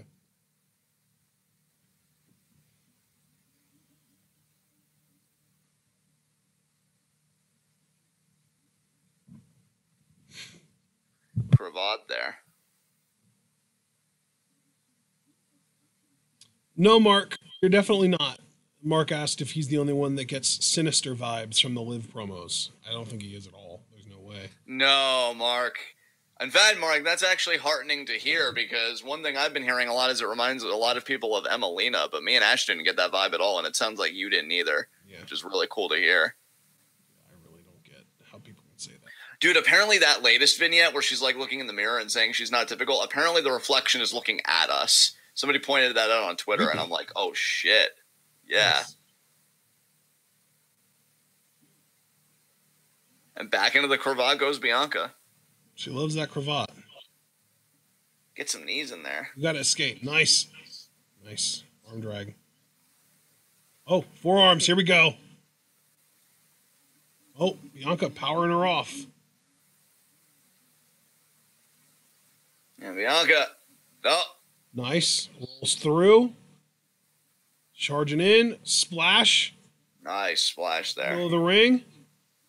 Spinning. Yeah, sling blade there. It was like a spinning bulldog. Yeah. Knee to the chest. Discus forearm. Brazilian kick. Damn. Off the ropes. Victory roll. Facebuster. Nice. Damn. Is that going to do it? 1, 2. There's no way. Yeah, no. She kicked out. Yeah, Bianca's been in some tough battles. It's definitely built up her resilience. Now Blackheart thinking, what do I got to do next?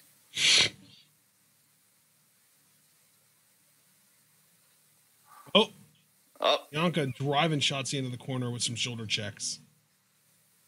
damn.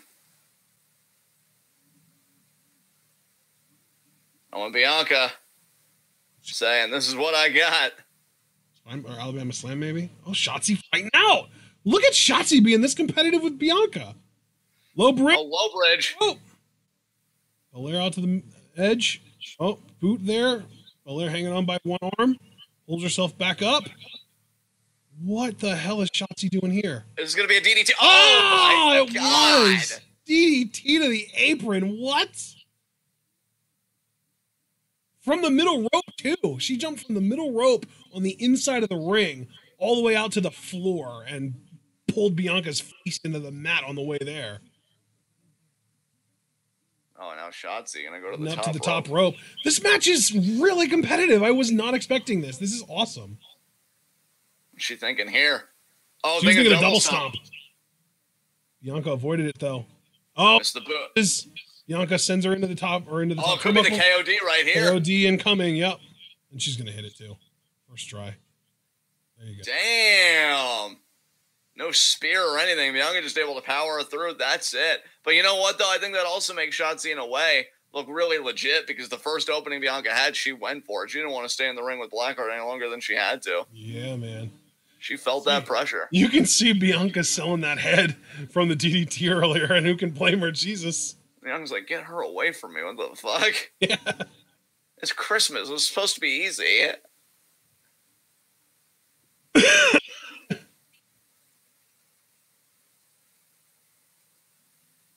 And she kind of smirking a little bit, like, okay, I still won, though. Look at this DDT again, guys. This is nuts. That was really cool. I really like the way that she got into that. It could have had a little bit cleaner execution, but I really like the idea, at least. And then she doing it, even if the move itself didn't look perfect. I kind of want to see Shotzi versus Io now, because I just feel like with somebody like Io with her experience, like that DDT probably would have come off a lot better too, and could have done like a lot of similar stuff. God, imagine Sasha selling the DDT. Holy shit. Oh God, I'd be thinking like, well, Sasha tribute on Raw next week because she'd be dead. Yeah, Shotzi has literally never had a match with a Shirai, like Io or Mio. She's never wrestled either one of them. Oh wow, ever. That's a match that's waiting to happen right there. Jesus.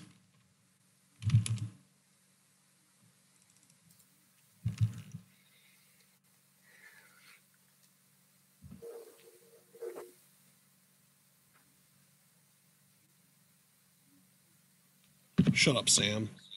Yes, Sam. Nobody asked for your opinions. See? Exactly. Nobody cares what he has to say. When I want your opinion, Sam, I'll tell it to you. Understand? Fuck. NXT still hasn't overrun this week. That's kind of strange. Yeah, it is. Just means that Keith Lee and Lio Rush and Damian Priest and Tony Nese get to go a little longer than we expected. Means they get 20 minutes instead of 12. Ooh-wee. Wow.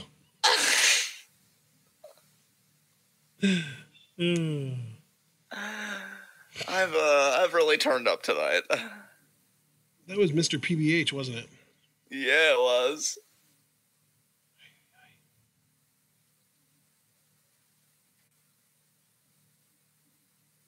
Get your votes in, John. Jeez. I did. God. Oh, well, that's good at least. I guess I was a little aggressive there. I'm sorry. That's okay. I just felt very attacked. It's not your fault. It's a curse, I'm afraid.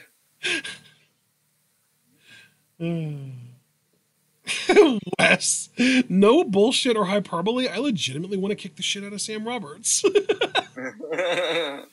Don't we all, though? We have a Rico Psyche video after this. Merry Christmas! A daily dose of protein! Oh my god. Fan voting ends 12:29. That's Sunday. Thanks for the update, Big Ben. Big Ben is just a tower, my friend. Oh, here we go. Main event time. Live forever. Brooklyn, New York. Okay. All right, Damien, time to do some archery, infamously.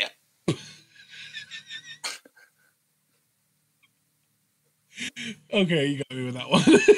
Yes.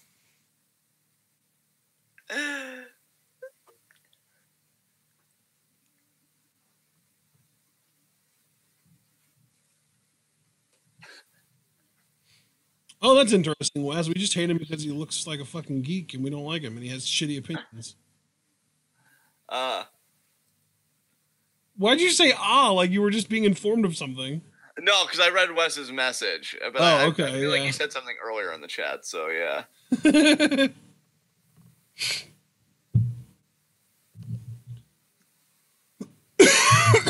Excuse me.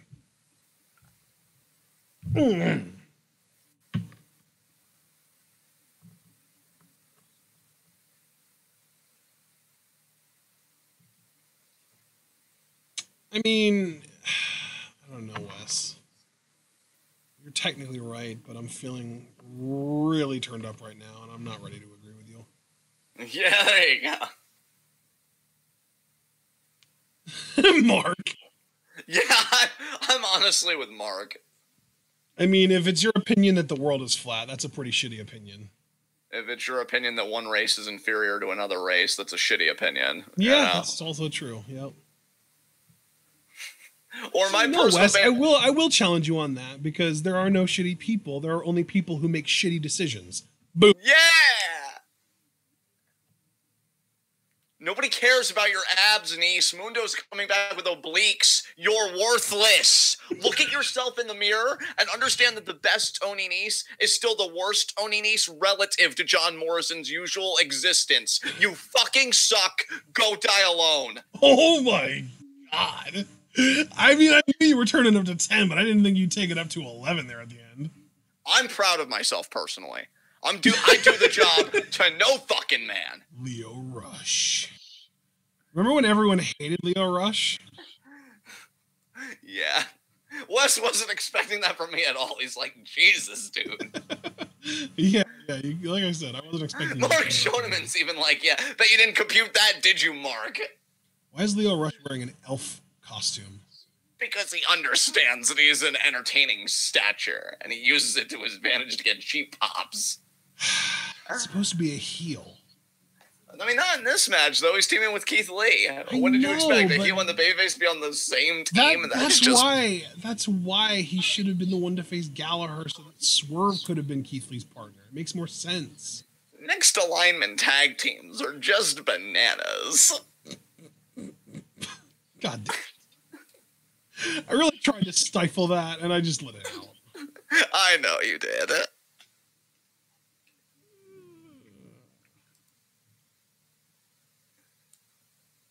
I don't think Tony Nese was worth that, to be honest. Oh my God, they're calling Keith Lee fans the Legion. Yes! The Limitless Legion.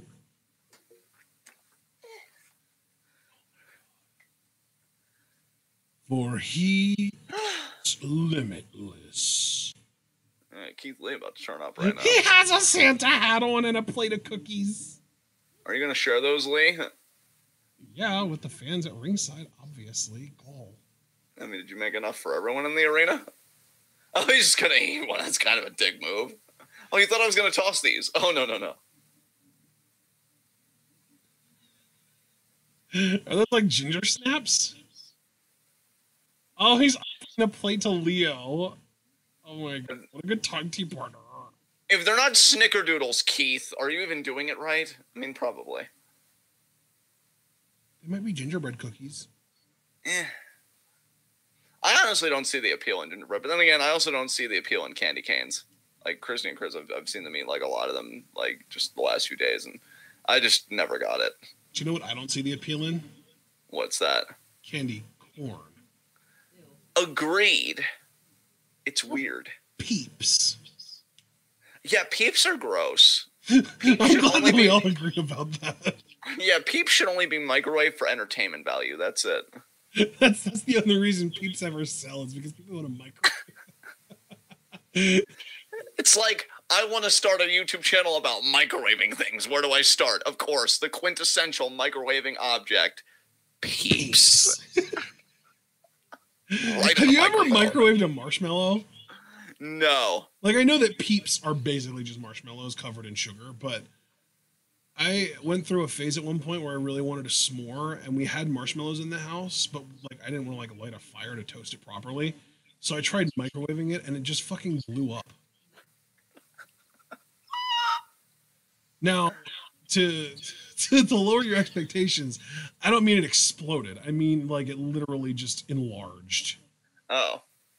Like, yeah. Significant amount though, like 5 or 6 times its original size. Yeah, like my dick until you finish that sentence. Kick to the face raised. Oh my god. Really went there. He went for the erection joke, and you know what, friend? You completed it. Happy birthmas, everyone! And Keith Lee making the tag. Happy birthday! God. I want to make Frosty come to life directly in front of the sun, just so that he can, like, die instantly. God, I'm a sadist. You just put the hat on top of the snow, and then he's simultaneously being born and melting at the same time for eternity. Happy birthday! Oh, God! Oh, God! Why? Why? It's just like, happy ow! Happy happy oh God. It's just this a never-ending cycle of death and revival back and forth. Oh God, it reminds me of this Black Mirror episode. Oh boy. Where like, you know those like the quarter machines where you get the little plastic balls of like Leo's throwing Keith's cookies at Tony. Oh, those look like good cookies, Leo. What are you doing? But I thought you said that if they weren't Snickerdoodle, he's not doing it right. I said, but probably not though, because Keith. Oh no! Lee, more like Keith Yee. What commentator did he take out though with Niece's? I think it was Phillips. I think it was Phillips. Oh, Thomas, you didn't deserve this. Keith Yee over here. But yeah, so it was another commercial, and it's actually a proper commercial here. It was like a Black Mirror episode where like you could electrocute somebody, and it kind of captures their consciousness in like one of those little plastic balls, and it would just be electrocuted for like all eternity. And that's what I would want to do for Frosty. Just have him melt and be alive for all eternity, keeping him in that stasis, that limbo. I have such problems. Yeah, you do. I'm never getting help. Then again, it was my idea, wasn't it? I mean, you did kind of flesh out the never-ending loop concept. thing was my idea. Yeah. Kind of reminds me of like one of my favorite, comic strips where God's like, I know, I'll create life. And then the first human's looking all nervous and he's like, why? And then God's like, I don't know. They both realized it was a mistake. Oh my God, you're still advertising this abomination. Oh my dude, the things I have seen about this fucking movie, I almost want to watch it out of morbid curiosity. Not even gonna lie.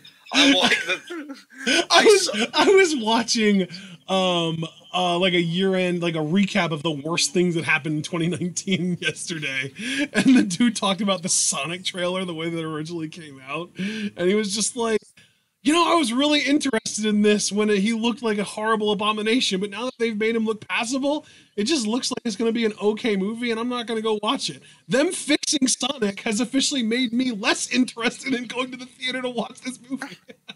Yeah. And apparently the studio that redid the movie, like they fixed Sonic, got, like they went under. So... Oh wow! So they did all that work for nothing? Well, the movie's still coming out, but the studio is no longer. Oh wow! Yeah, that'll teach you to try. That was the last job they ever did, was fixing their shitty Sonic movie. We died so you could live, and say meh about our movie. And yeah, Wes, Cats is the abomination that we were referring to earlier. Oh God, when deep fake reality goes too far. Dude, it's gonna be amazing! My God. I don't even know what I'm saying anymore. Everything is terrible, but we're all just trying to cope. Don't come for me. I loved Jackie's take on it too, because she was just like, James Cameron did not create Avatar for you to be coming in here with this Photoshop bullshit and making us look like abominations. Yeah. Oh man. Harry Potter and the Half-Blood Prince. Next. I'm doing a Harry Potter rewatch with my mom, and we're about 2/3 of the way into the Goblet of Fire. Oh, nice. Yeah. And now Damian Priest getting chopped down like a Christmas tree. He's a big boy, and he sent Leo Rush into the Tournbuckles.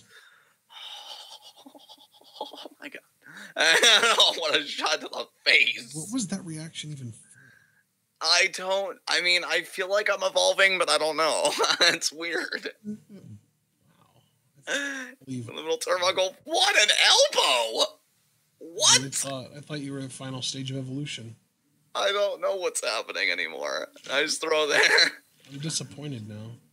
Wow.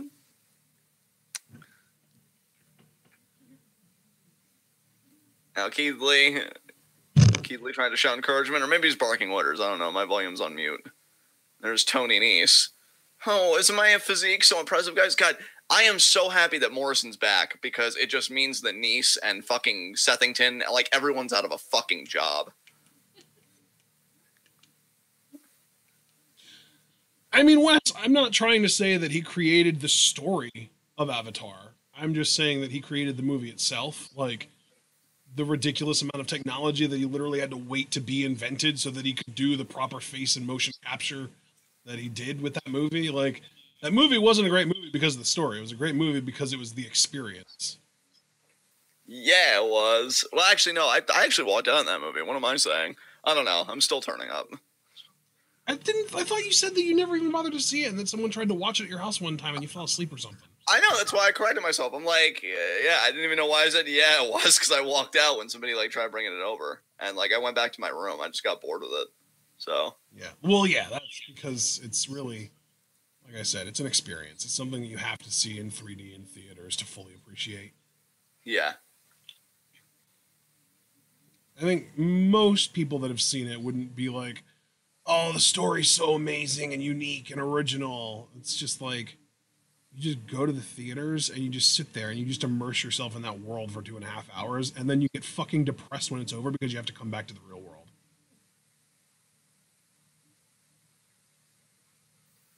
At least that's how my experience was with that movie the first twice. Like, I think the 2 times. I've seen it twice in theaters in 3D. Because I saw it during its original run with a friend, and then it made like that weird comeback run to, eclipse Titanic. And I took my mom to see it, and we saw it in 3D both times, and it was a really cool experience. And I had the same, like, depression, like, post-movie depression both times, because it's like the movie itself is so immersive and so easy to get sucked into, and it's like so bright and beautiful and colorful that coming back to the real world is like a huge downgrade. Yeah. Yeah. It's like, what Look happened? at Reality Keith Lee is trying to poison! be all elusive. Oh, stutter! Got it. And what were you saying there? No, I was doing the Rick and Morty bit. Reality is poison! Yeah, exactly.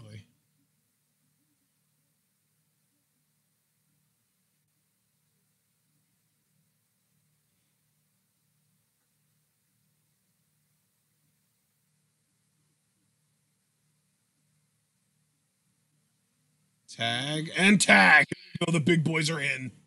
Oh, Haas Block fight, by baby. Lee. Lariat by Lee. Charging splash by Lee. Yo, he is disciplining this. Rolled away. Oh. By Lee. Oh my God. Lariat Oh. again. Keith Yo, he is- Lee. A man is- possessed. He is disciplining Damien right now, and he kicks out. Damien's discipline time. Oh my God! That's DDT! Oh, that was a beautiful lariat. I'm so proud Thank of you. you. I'm proud of me too, friend. Okay. Oh, could it be the Spirit Bomb? Man, Leo doesn't even have his hands up. Bomb! Nope. It failed, though, because of Leo. Leo didn't have his hands up to give Keith his energy. Selfish. I mean, the tag was just made, so now Nice is legal, which means that Keith's going to just be able to pin him instead. Yeah. Oh, speaking of Nice, Moonsault. Got him. 2. Kick out. Yeah, it better be a kick out that's dominant.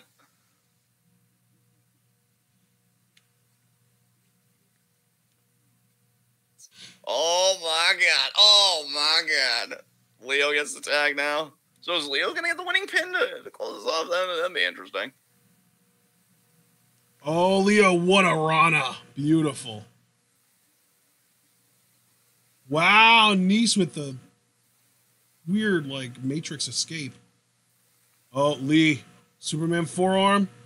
What a reverse. What a kick. Whew.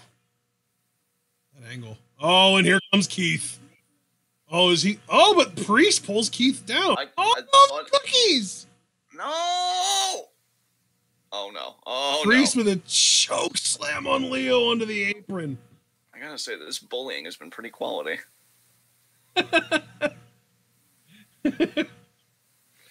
Oh, Damien. Oh, God. Does he realize that Keith Lee is legal? Was the tag ever even recognized? Yeah. Oh. With the Santa hat and everything. I love Keith Lee. He just had to give us one last amazing moment of the year.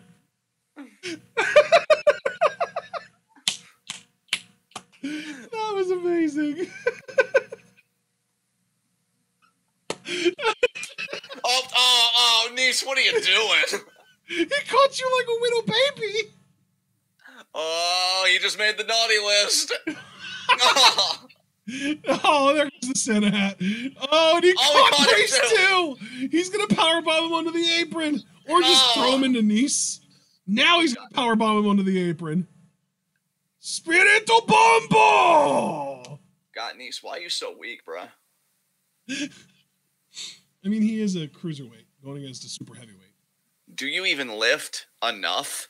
Apparently not enough. I mean, he clearly lifts. You can just tell by his physique, but maybe the enough part is where he went wrong. That's why I added it, because I figured if I had the do you even lift, you would have just like no sort of like, oh well, yeah, obviously he does. I mean, look at that physique, but yeah, enough. That's key. Round 0, and that's it. Yeah, one hand on the chest pin. Oh, he's gonna let Leo do the moth splash. Okay. And he's powered up with the Christmas cookies. Oh my god. See, that's why Nice and Damian Priest are about to lose. They don't have the spirit of Christmas. Oh, is he gonna do it on his shoulders?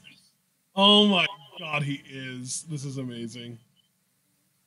It's gonna be a lot of height. Awesome. Oh my god. That's it. Pin him. Wow. What a great main event for NXT tonight. That was fun. Ho, ho, ho, ho. Great job, you two. Lee. Oh, God. See what you did there. Oh.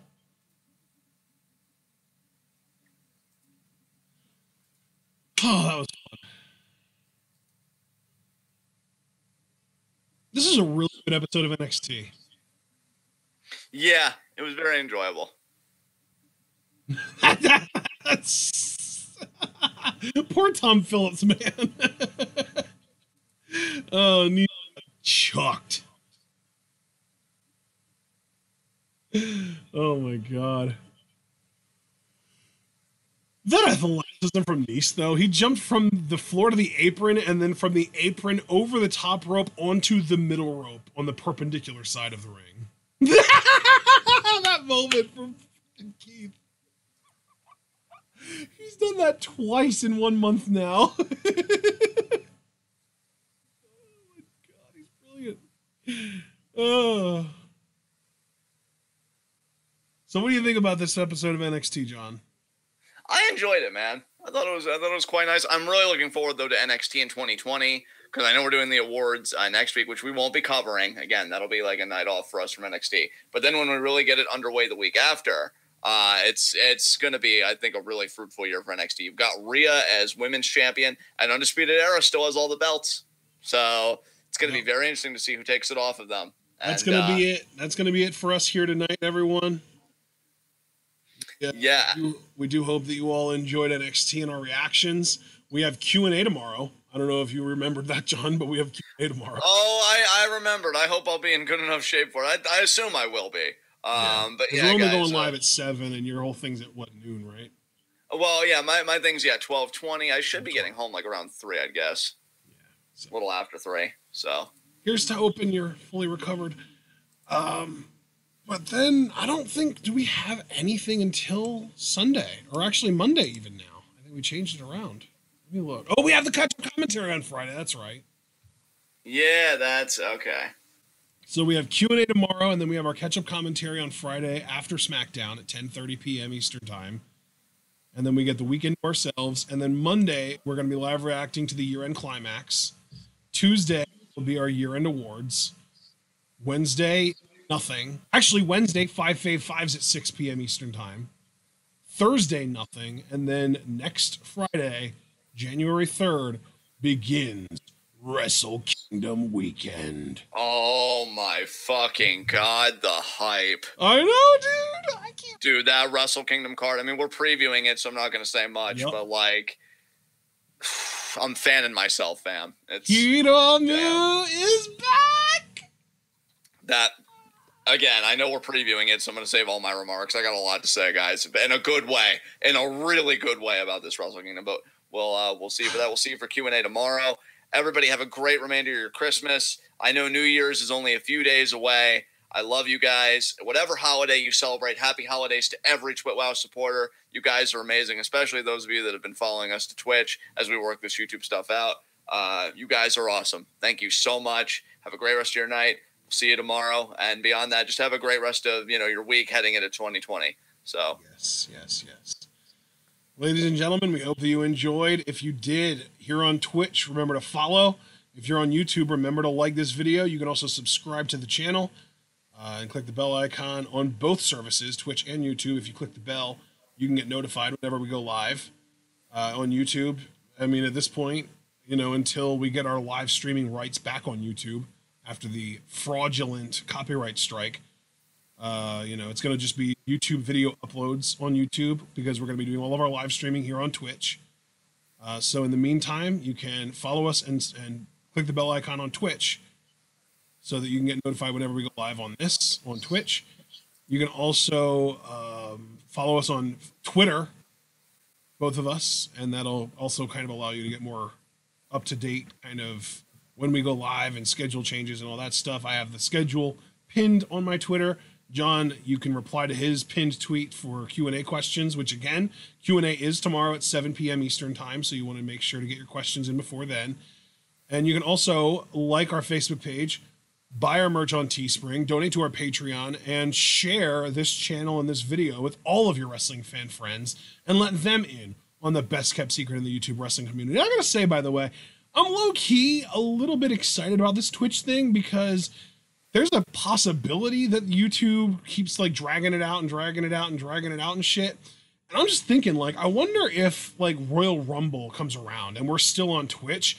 I wonder if we'll get like a whole bunch of attention because we'll be one of the very, very, very few channels actually talking about the Royal Rumble on Twitch. Because I feel like, YouTube, everyone's going to be talking about the Royal Rumble. Twitch is going to be different though. I don't know. We'll see.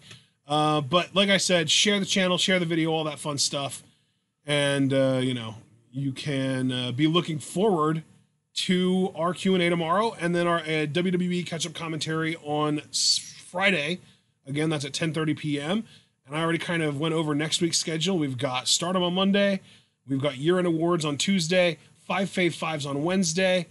And I actually think that's... Oh, and then Wrestle Kingdom weekend on the 3rd. We've got preview predictions on the 3rd, live reactions to Wrestle Kingdom nights 1 and 2 on the 4th and 5th, and then live reactions to New Year Dash on Monday the 6th. So that is going to be a hell of a lot of fun. We hope that you're all looking forward to it. And of course, we hope that you all remember to stay tuned.